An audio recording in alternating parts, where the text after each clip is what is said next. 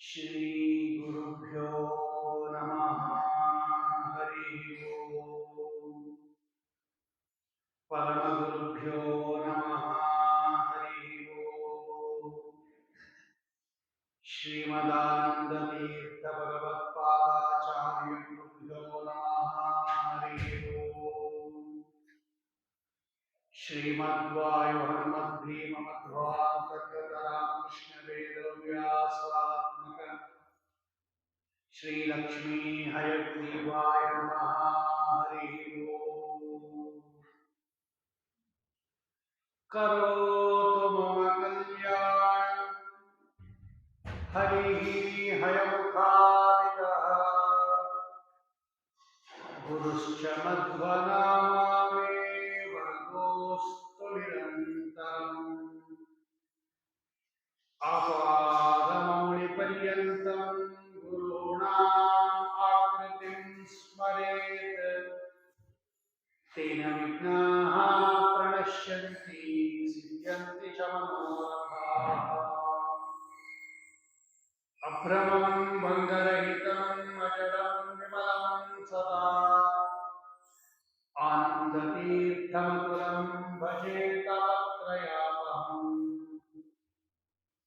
ಮಿಥ್ಯಾ ಸಿದ್ಧಾಂತ ದುರ್ವಾಂತ ವಿಧ್ವಂಸನ ವಿಚಕ್ಷಣಃ ಜಯತೀರ್ಥಾಖ್ಯತರಣಿಃ ಭಾಸತಾಂ ನೋ ಹೃದಂಬರೇ. ದುರ್ವಾದಿಧ್ವಾಂತರವಯೇ ವೈಷ್ಣವೇಂದೀವರೇಂದವೇ ಶ್ರೀ ರಾಘವೇಂದ್ರ ಗುರವೇ ನಮೋ ಅತ್ಯಂತ ದಯಾಳವೇ. ಹರಿ ಓಂ. ಪಾಂತ್ವಸ್ಮಾನ್ ಪುರುಹೂತ ವೈರಿಬಲವನ್ಮಾತಂಗಮಾದ್ಯದ್ಘಟ ಕುಂಭೋಚ್ಛಾದ್ರಿ ವಿಪಾಟನಾಧಿಕ ಪಟು ಪ್ರತ್ಯೇಕ ವಜ್ರಾಯಿತಾಃ ಶ್ರೀಮತ್ಕಂಠೀರವಾಸ್ಯ ಪ್ರತತ ಸುನಕರಾಧಾರಿತಾರಾತಿದೂರ ಪ್ರಧ್ವಸ್ತಧ್ವಾಂತಶಾಂತ ಪ್ರವಿಗತ ಮನಸಾ ಭಾವಿತಾನಾಕಿವೃಂದೈಃ ಲಕ್ಷ್ಮೀಕಾಂತ ಸಮಂತತೋ ವಿಕಲಯನ್ನೈವೇಶಿತುಸ್ತೆ ಸಮಂ ಪಶ್ಯಾಮ್ಯುತ್ತಮವಸ್ತು ದೂರತರತೋ ಅಪಾಸ್ತಂ ರಸೋಯೋಷ್ಟಮಃ ಯದ್ರೋಷೋತ್ಕರದಕ್ಷನೇತ್ರಕುಟಿಲಪ್ರಾಂತೋತ್ಥಿತಾಗ್ನಿಸ್ಫುರತ್ ಖದ್ಯೋತೋಪಮವಿಸ್ಫುಲಿಂಗವಸಿತಾ ಬ್ರಹ್ಮೇಶ ಶಕ್ರೋತ್ಕರಾಃ. ಹರಿ ಓಂ. ಶ್ರೀಮದ್ವಿಷ್ಣುಂಗ್ನಿನಿಷ್ಠಾತಿಗುಣಗುರುತಮ ಶ್ರೀಮದಾನಂದತೀರ್ಥ ತ್ರೈಲೋಕ್ಯಾಚಾರ್ಯಪಾದೋಜ್ವಲ ಜಲಜನ ಸತ್ವಾಂಸವಃ ಸ್ಮಾನ್ ಪುನಂತು. ವಾಚಾಂ ಯತ್ರ ಪ್ರಣೇತ್ರೀ ತ್ರಿಭುವನಮಹಿತಾ ಶಾರದಾ ಶಾರದೇಂದು ಜ್ಯೋತ್ಸ್ನಾ ಭದ್ರಸ್ಮಿತ ಶ್ರೀ ಧವಲಿತ ಕಪುವಾ ಪ್ರೇಮ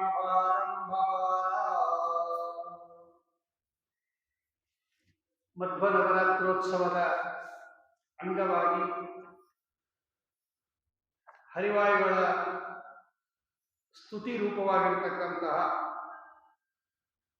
ಈ ಹರಿವಾಯು ಸ್ತುತಿ ಇರತಕ್ಕಂತಹ ಪರಮ ಮಂಗಳಕರವಾದ ಪ್ರಸಿದ್ಧವಾದ ಈ ಸ್ತೋತ್ರವನ್ನು ಕಳೆದ 3-4 ದಿವಸಗಳಿಂದ ಚಿಂತನೆ ಮಾಡ್ತಾ ಇದ್ದೇವೆ. ಭೀಮಸೇನ ದೇವರ ಚರಿತ್ರೆಯನ್ನ ನಿರೂಪಣೆ ಮಾಡ್ತಾ ಇದ್ದಾರೆ ತ್ರಿವಿಕ್ರಮ ಪಂಡಿತಾಚಾರ್ಯರು. 3 ಅವತಾರಗಳ ವರ್ಣನೆ ಇದೆ ಇದರಲ್ಲಿ. ಹನುಮಂತ ದೇವರ ವರ್ಣನೆಯನ್ನು ಈಗಾಗಲೇ ನಾವು ನೋಡಿದ್ದೇವೆ. ನಿನ್ನೆ ದಿವಸ ಭೀಮಸೇನ ದೇವರ ವರ್ಣನೆಯನ್ನು ನೋಡಿದೆವು. ಇನ್ನೂ ಒಂದೆರಡು ಶ್ಲೋಕಗಳಲ್ಲಿ ಭೀಮಸೇನ ದೇವರನ್ನ ವರ್ಣನೆ ಮಾಡುತ್ತಾರೆ.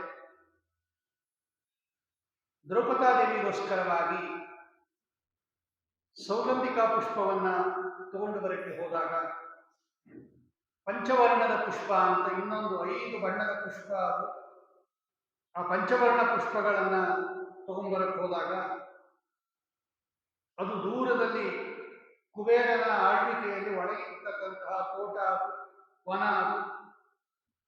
ಅಲ್ಲಿ ಪಂಚವರ್ಣದ ಪುಷ್ಪಗಳಿತ್ತು ಮತ್ತು ಸೌಗಂಧಿಕ ಪುಷ್ಪ ಇತ್ತು. ಆ ಸಂದರ್ಭದಲ್ಲಿ ಅದನ್ನು ರಕ್ಷಣೆ ಮಾಡ್ತಾ ಇರ್ತಕ್ಕಂತಹ ಕೋಟಿ ಕೋಟಿ ದೈತ್ಯರುಗಳು ಭೀಮಸೇನ ದೇವರ ಮೇಲೆ ಮೊದಲು ವಾಕ್ಯುದ್ಧ ಮಾಡ್ತಾರೆ. ವಾಕ್ಯಾರ್ಥ ಮಾಡಿ ಅವರನ್ನು ಸೋಲಿಸಿ ಆಮೇಲೆ ಯುದ್ಧದಲ್ಲಿ ಸೋಲಿಸಿ ಅವರನ್ನೆಲ್ಲ ದ್ರೌಪದಾದೇವಿಗೆ ಪಂಚವರ್ಣದ ಪುಷ್ಪವನ್ನ ಮತ್ತು ಗಂಧಮಾದನ ಪುಷ್ಪವನ್ನ ತಂದುಕೊಡ್ತಾರೆ. 2 ಬಾರಿ ಹೋಗಿದ್ದಾರೆ ಹನುಮಂತ ಭೀಮಸೇನ ದೇವರು. ಆ ಕಥೆಯನ್ನು ಹೇಳುತ್ತಾರೆ ಪಂಡಿತಾಚಾರ್ಯ. ಬಹ್ವೀ ಕೋಟಿರಗೀಕಃ ಕುಟಿಲ ಕಟುಮತಿ ಉತ್ಕಟಾಟೋಪಕೋಪ ದ್ರಾಕ್ಷತ್ವಂ ಸತ್ವರತ್ವಾ ಚರಣದಗದಯಾ ಪೋಥಯಾಮಾಸಿ ಥಾರೀ ಉನ್ಮತ್ಯಾ ತತ್ಯಮಿತ್ಯಾ ತ್ವವಚನ ವಚನಾನುತ್ಪತಸ್ತಾಂ ಸತಾನ್ಯ ಪ್ರಾಯಚ್ಚ ಸ್ವಪ್ರಿಯಾಯೈ ಪ್ರಿಯತಮ ಕುಸುಮಂ ಪ್ರಾಣ ತಸ್ಮೈ ನಮಸ್ತೆ. ಶರಣದ ಯಾರು ನಮಸ್ಕಾರ ಮಾಡ್ತಾರೋ ಅವರನ್ನ ಆಶ್ರಯವನ್ನ ಕೊಡತಕ್ಕಂತಹ ಹೇ ಪ್ರಾಣದೇವರೇ, ನೀವು ಭೀಮಸೇನ ದೇವರಾಗಿದ್ದಾಗ ನಿಮ್ಮ ಪತ್ನಿಯಾಗಿರ್ತಕ್ಕಂತಹ ದ್ರೌಪದಿ ದೇವಿಗೆ ಪಂಚವರ್ಣದ ಪುಷ್ಪವನ್ನ ಮತ್ತು ಸೌಗಂಧಿಕ ಪುಷ್ಪವನ್ನ ತಗೊಂಡು ಬರಕ್ಕೆ ಹೋಗಿರ್ತಕ್ಕಂಥ ಕಾಲದಲ್ಲಿ ಬಹ್ವೀ ಕೋಟಿರಟೀಕ ಬಹಳವಾಗಿರ್ತಕ್ಕಂತಹ ಕೋಟ್ಯಾಂತರ ಸಂಖ್ಯಾಕವಾಗಿರ್ತಕ್ಕಂತಹ ಕುಟಿಲ ಕಟುಮತಿ ವಕ್ರವಾಗಿರ್ತಕ್ಕಂತಹ ಕ್ರುದ್ಧ ಬುದ್ಧಿಯನ್ನ ಕ್ರೂರ ಬುದ್ಧಿಯನ್ನು ಹೊಂದಿರತಕ್ಕಂತಹ ಉತ್ಕಟಾಟೋಪಕೋಪ ಅತ್ಯಂತ ಹೆಚ್ಚಿನ ಗರುಡ ಮತ್ತು ಕೋಪದಿಂದ ಕೂಡಿರ್ತಕ್ಕಂತಹ ಆ ಶತ್ರುಗಳನ್ನ ಆಟೀಕ ಎದುರಿಸಿದ್ದೀರಿ. ಅಷ್ಟೇ ಅಲ್ಲ, ಗದೆಯ ಪೋತೆಯ ಮಾಸ ಅವರನ್ನ ಗದೆಯಿಂದ ಚೆನ್ನಾಗಿ ನಿರ್ನಾಮ ಮಾಡಿದ್ರಿ. ಆಮೇಲೆ ಅತತ್ಯ ಮಿಥ್ಯಾತ್ವ ವಚನ ಉನ್ಮತತ್ಯಾತ್ವ ಮಿಥ್ಯಾತ್ವ ವಚನ, ಜಗತ್ತು ಮಿಥ್ಯಾ ಮೊದಲಾಗಿರ್ತಕ್ಕಂತಹ ಇಲ್ಲದೇ ಇರತಕ್ಕಂತಹ ಮಾತುಗಳನ್ನ ಆಡ್ತಾ ಇರ್ತಕ್ಕಂತಹ ಅಕ್ರೂರವಾಗಿರ್ತಕ್ಕಂತಹ ದೈತ್ಯಗಳನ್ನ ವಾಕ್ಯುದ್ಧದಲ್ಲಿ ಸೋಲಿಸಿದ್ರಿ. ಅದು ಏನು ಸತ್ವರತ್ವಾತ್, ಅತ್ಯಂತ ವೇಗದಿಂದ ಅವರನ್ನೆಲ್ಲ ನೀವು ಸಂಹಾರ ಮಾಡಿ ಅಥವಾ ಸೋಲಿಸಿ, ವಾಕ್ಯುದ್ಧದಲ್ಲಿ ಸೋಲಿಸಿ ಆಮೇಲೆ ಅವರನ್ನ ಗದೆಯಿಂದ ಕುಡಿಗೈದ್ರಿ. ನಿಮ್ಮ ಪತ್ನಿಯಾಗಿರ್ತಕ್ಕಂತಹ ದ್ರೌಪದಾದೇವಿಗೆ ಅತ್ಯಂತ ಪ್ರೀತಿ ಪಾತ್ರವಾಗಿರ್ತಕ್ಕಂತಹ ಪ್ರಾಣ ತಸ್ಮೈ ನಮಸ್ತೆ, ಸೌಗಂಧಿಕ ಪುಷ್ಪವನ್ನ ಪಂಚವರ್ಣದ ಪುಷ್ಪವನ್ನ ತಂದುಕೊಟ್ಟಿರ್ತಕ್ಕಂತಹ ನಿಮಗೆ ನಾನು ನಮಸ್ಕಾರ ಮಾಡ್ತೀನಿ. ಸ್ವಪ್ರಿಯಾಯಿ ನೋಡಿ, ಭೀಮಸೇನ ದೇವರಿಗೆ ಹೇಳುವಾಗ ಸ್ವಪ್ರಿಯಾಯಿ, ತನಗೆ ಪ್ರೀತಿ ಪಾತ್ರರಾಗಿರ್ತಕ್ಕಂತಹ ಭಾರತೀ ದೇವಿ, ಅವಳು ಕೇವಲ ದ್ರೌಪದಾದೇವಿ ಭೀಮಸೇನ ದೇವರ ಹೆಂಡತಿ ಮಾತ್ರ, ಅವಳು ಕೇವಲ ಭೀಮಸೇನ ದೇವರ ಪತ್ನಿ. ಎಲ್ಲರೂ ತಿಳಿದಿರೋ ಹಾಗೆ 5 ಪಾಂಡವರಿಗೆ ಪತ್ನಿ ಅಲ್ಲ ದ್ರೌಪದಾದೇವಿ. ಈ ಪಂಚಪತಿತ್ವ ದ್ರೌಪದಾದೇವಿಯ ಪಂಚಪತಿತ್ವ ಅನ್ನೋದು ಪರಮ ರಹಸ್ಯವಾಗಿರ್ತಕ್ಕಂಥದ್ದು. ಮೇಲ್ನೋಟಕ್ಕೆ ಅದು ದ್ರೌಪದಾದೇವಿಗೆ 5 ಜನ ಗಂಡಂದಿರು ಅಂತ ಹೇಳ್ತಾರೆ. ದ್ರೌಪದಾದೇವಿಯ ಶರೀರ ಒಂದೇ ಆಗಿದ್ರು ಕೂಡ ಒಳಗಡೆ 5 ಜನ ಇದ್ದಾರೆ. ಶೈಲಜ ಶ್ಯಾಮಲ ಪೌಲೋಮಿ ಉಷೆರಿಂದ ಮೋಲಕ ಕೈಕೊಂಬ ಕಾಲಾಭಿಮಾನಿ. ಪಾರ್ವತಿ ದೇವಿ ಇದ್ದಾಳೆ, ಶ್ಯಾಮಲಾದೇವಿ ಇದ್ದಾಳೆ, ಉಷಾದೇವಿ ಇದ್ದಾಳೆ, ಶಚಿದೇವಿ ಇದ್ದಾಳೆ, ದ್ರೌಪದಿ ಇದ್ದಾಳೆ, ಭಾರತೀ ದೇವಿ ಇದ್ದಾಳೆ. ಅವರೆಲ್ಲ ಅವರ ಒಳಗಡೆ ಸೇವೆ ಮಾಡಿಕೊಂಡು ಇದ್ದಾರೆ. ಕಾರಣಾಂತರಗಳಿಂದ ಅವರಿಗೆ ಶಾಪ ಬಂದಾಗ, ಪರಪುರುಷರ ಸಂಪರ್ಕ ಆಗಲಿ ಅಂತ ಬಂದಾಗ ಅವರೆಲ್ಲ ದ್ರೌಪದಾದೇವಿಯ ಭಾರತೀ ದೇವಿಯ ಬಳಿಗೆ ಹೋಗಿ, ನಿಮ್ಮಲ್ಲಿ ಇರ್ತೀವಿ ನಾವು, ಭೀಮಸೇನ ದೇವರ ಅನುಗ್ರಹ ಆಗುತ್ತೆ ನಮಗೆ, ದಯವಿಟ್ಟು ಅವಕಾಶ ಕೊಡಿ ಅಂತ ಕೇಳಿದಾಗ ದ್ರೌಪದಾದೇವಿಯ ಶರೀರದಲ್ಲಿ ಅರ್ಥಾತ್ ಭಾರತೀ ದೇವಿಯ ಶರೀರದಲ್ಲಿ ಈ 4 ಜನ ಇರ್ತಾರೆ ಭಾರತೀ ದೇವಿಯನ್ನು ಬಿಟ್ಟು. ಹಾಗಾಗಿ ಅವರವರ ಪತಿಗಳು ಅವರ ಬಳಿಗೆ ಬಂದಾಗ ಅವರು ಮಾತ್ರ ಆಗ್ತಾರೆ, ಈ 4 ಜನ ಹಂಗೆ ಇಟ್ಟು ಬಿಡ್ತಾರೆ. ಈಗ ಒಂದೇ ಮನೆಯಲ್ಲಿ 4 ಜನ ಹೆಣ್ಣು ಮಕ್ಕಳು 4 ಜನ ಗಂಡಂದಿರೊಂದಿಗೆ ವಾಸ ಮಾಡೋದಿಲ್ವಾ? ಅದರಲ್ಲಿ ತಪ್ಪೇನಿದೆ? ಅವರವರ ಪತಿಯೊಂದಿಗೆ ಅವರವರು ಇರ್ತಾರೆ. ಮನೆ ಒಂದೇ ಆಗಿದ್ರೂ ಕೂಡ ಹೇಗೆ 4 ಜನ ದಂಪತಿಗಳು ಒಟ್ಟೊಟ್ಟಿಗೆ ಇರ್ತಾರೋ, ಅವರವರ ಪತಿಯೊಂದಿಗೆ ಅವರವರು ಹೇಗಿರ್ತಾರೋ ಹಾಗೆ ದ್ರೌಪದಾ ದೇವಿಯ ಶರೀರದಲ್ಲಿ ಭಾರತೀ ದೇವಿಯನ್ನ ಬಿಟ್ಟು ಇನ್ನ 4 ಜನ ಇದ್ದಾರೆ. ಧರ್ಮರಾಜ ದ್ರೌಪದಾ ದೇವಿಯ ಬಳಿ ಬಂದಾಗ ಶ್ಯಾಮಲಾದೇವಿ ಮಾತ್ರ ಆಕ್ಟಿವ್ ಆಗ್ತಾಳೆ, ಇನ್ನು 4 ಜನ ತಟಸ್ಥರಾಗಿರ್ತಾರೆ. ತನ್ನ ಪತ್ನಿಯಾಗಿರ್ತಕ್ಕಂಥ ಶ್ಯಾಮಲಾದೇವಿಯ ಜೊತೆಯಲ್ಲಿ ಧರ್ಮರಾಜ ಇರ್ತಾರೆ. ಭೀಮಸೇನ ದೇವರು ಬಂದಾಗ ಭಾರತೀ ದೇವಿ ಇರ್ತಾಳೆ, ಅರ್ಜುನ ಬಂದಾಗ ಶಚೀದೇವಿ ಇರ್ತಾಳೆ, ನಕುಲ ಸಹದೇವರು ಬಂದಾಗ ಉಷಾದೇವಿ ಇರ್ತಾಳೆ. ಅಶ್ವಿನಿ ದೇವತೆಗಳು ಭಾರ್ಯಾವು ಉಷಾದೇವಿ.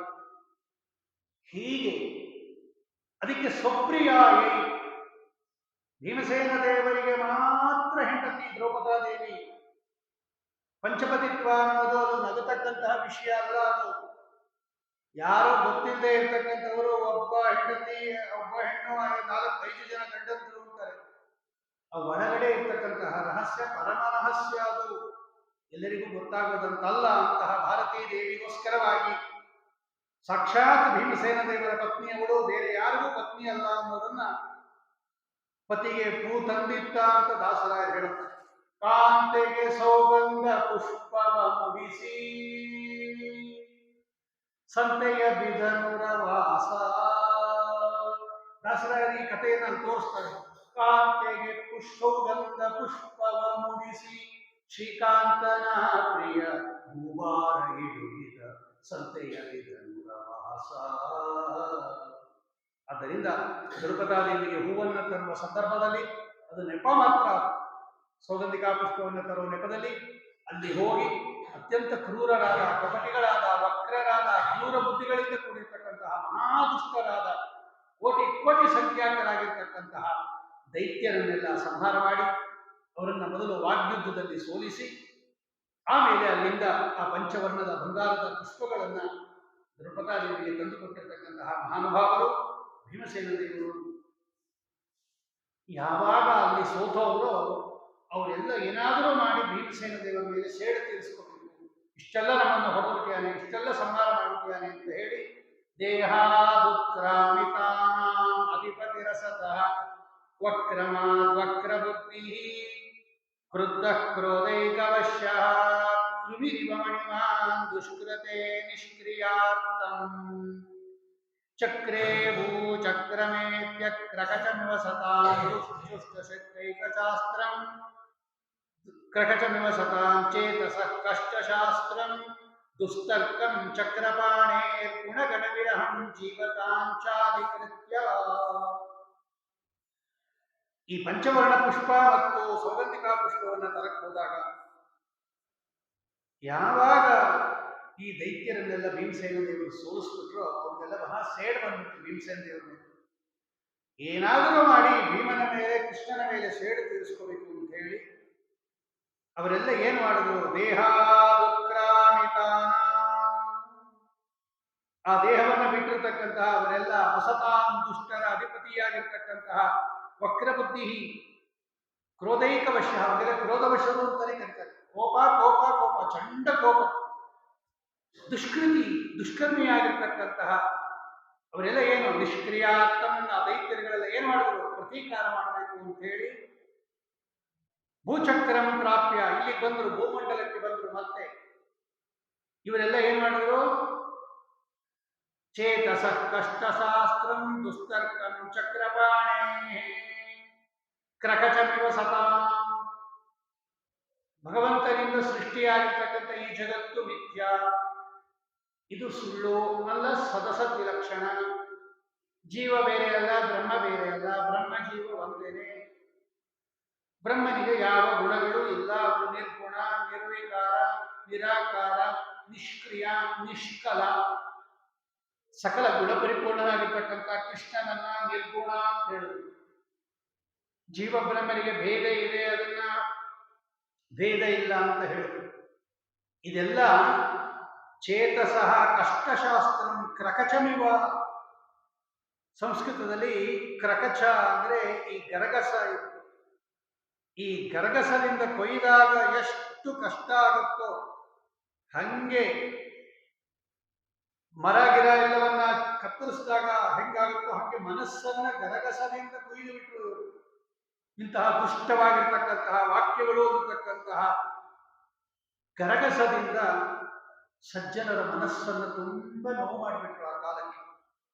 ಅವ್ರಿಗೇನು, ಕೃಷ್ಣನನ್ನ ಬೈದ್ರೆ ಭೀಮನಿಗೆ ನೋವಾಗುತ್ತೆ. ಭೀಮನ ಪರಮಾತ್ಮ ಅವನು ಕೃಷ್ಣನನ್ನ ಏನಾದರೂ ಬೈದು ಬಿಟ್ರೆ ಭೀಮ ತುಂಬಾ ನೊಂದ್ಕೊಂಡ್ಬಿಡ್ತಾನೆ. ಇವನನ್ನ ನಾವು ಶಕ್ತಿಯಿಂದ ಎದುರಿಸಕ್ಕಾಗೋದಿಲ್ಲ. ಏನಾದರೂ ಮಾಡಿ ಇವನಿಗೆ ವೇದನೆಯನ್ನು ತಂದುಕೊಡ್ಬೇಕು ಅಂತ ಹೇಳಿ ಇವನಿಗೆ ತುಂಬಾ ಇಷ್ಟವಾಗಿರ್ತಕ್ಕಂತಹ ಪರಮಾತ್ಮನನ್ನ ಏನಾದರೂ ನಾವು ನಿಂದನೆ ಮಾಡಿಬಿಟ್ಟರೆ ಇವನಿಗೆ ಬಹಳ ವೇದನೆ ಆಗುತ್ತೆ. ನೋಡಿ, ನಮಗೆ ಸಂಬಂಧಪಟ್ಟ ವಸ್ತುವನ್ನು ನಾಶ ಮಾಡಿಬಿಟ್ರೆ ನಮಗೆ ಎಷ್ಟು ದುಃಖ ಆಗುತ್ತೆ. ಈ ಹೊರಗಡೆ ವಾಹನ ನಿಲ್ಲಿಸಿರ್ತೀವಿ, ಅದಕ್ಕೆ ಡ್ಯಾಮೇಜ್ ಮಾಡ್ಬಿಡೋದು, ಕಲ್ ತಗೊಂಡು ಹೊಡೆದು ಬಿಡೋದು, ನಮ್ಮ ಮನೆಗೆ ಕಲ್ ತಗೊಂಡು ಹೊಡೆದು ಬಿಡೋದು, ನಮ್ಗೆ ಬೇಕಾಗಿರೋ ಪದಾರ್ಥ ನಾಶ ಮಾಡಿಬಿಟ್ರೆ ನಮ್ಗೆ ಎಷ್ಟು ನೋವು ಆಗುತ್ತೆ. ಈ ಭೀಮನಿಗೆ ಕೃಷ್ಣನನ್ನ ಕಂಡ್ರೆ ಬಹಳ ಪ್ರೀತಿ. ಆ ಕೃಷ್ಣನನ್ನೇ ನಿಂದನೆ ಮಾಡಿಬಿಟ್ರೆ ಈ ಭೀಮನಿಗೆ ತುಂಬಾ ನೋವಾಗುತ್ತೆ ಅನ್ನತಕ್ಕಂತಹ ದುಷ್ಟಬುದ್ಧಿಯನ್ನ ಇಟ್ಕೊಂಡು ಸಕಲ ಗುಣಪರಿಪೂರ್ಣನಾಗಿರ್ತಕ್ಕಂತಹ ಪರಮಾತ್ಮನನ್ನ ನಿರ್ಗುಣ ಅಂತ ಕರೆದುಬಿಟ್ರು. ಅವನಲ್ಲಿ ಏನು ಗುಣಗಳೇ ಇಲ್ಲ. ಅವನಿಂದ ಸೃಷ್ಟಿಯಾಗಿಲ್ಲ ಈ ಜಗತ್ತು, ಜಗತ್ತು ಭಗವಂತನಿಂದ ಸೃಷ್ಟಿಯಾಗಿಲ್ಲ, ಇದು ಸುಳ್ಳಿದು. ಹೇಗೆ ಒಂದು ಪದಾರ್ಥವನ್ನು ನೋಡಿ ಇನ್ನೊಂದು ಪದಾರ್ಥ ಅಂತ ತಿಳ್ಕೊತೀವೋ, ಹಗ್ಗವನ್ನ ನೋಡಿ ಹೇಗೆ ಹಾವು ಅಂತ ತಿಳ್ಕೊತೀವೋ, ಹಾಗೆ ಬ್ರಹ್ಮನನ್ನ ನೋಡಿ ನೀವು ಜಗತ್ತು ಅಂತ ತಿಳ್ಕೊಂಡಿದ್ದೀರಾ. ಈ ಜಗತ್ತು ಬ್ರಹ್ಮನಲ್ಲಿ ಆರೋಪಿತವಾಗಿದೆ. ವಾಸ್ತವವಾಗಿ ಈ ಜಗತ್ತು ಇಲ್ಲವೇ ಇಲ್ಲ.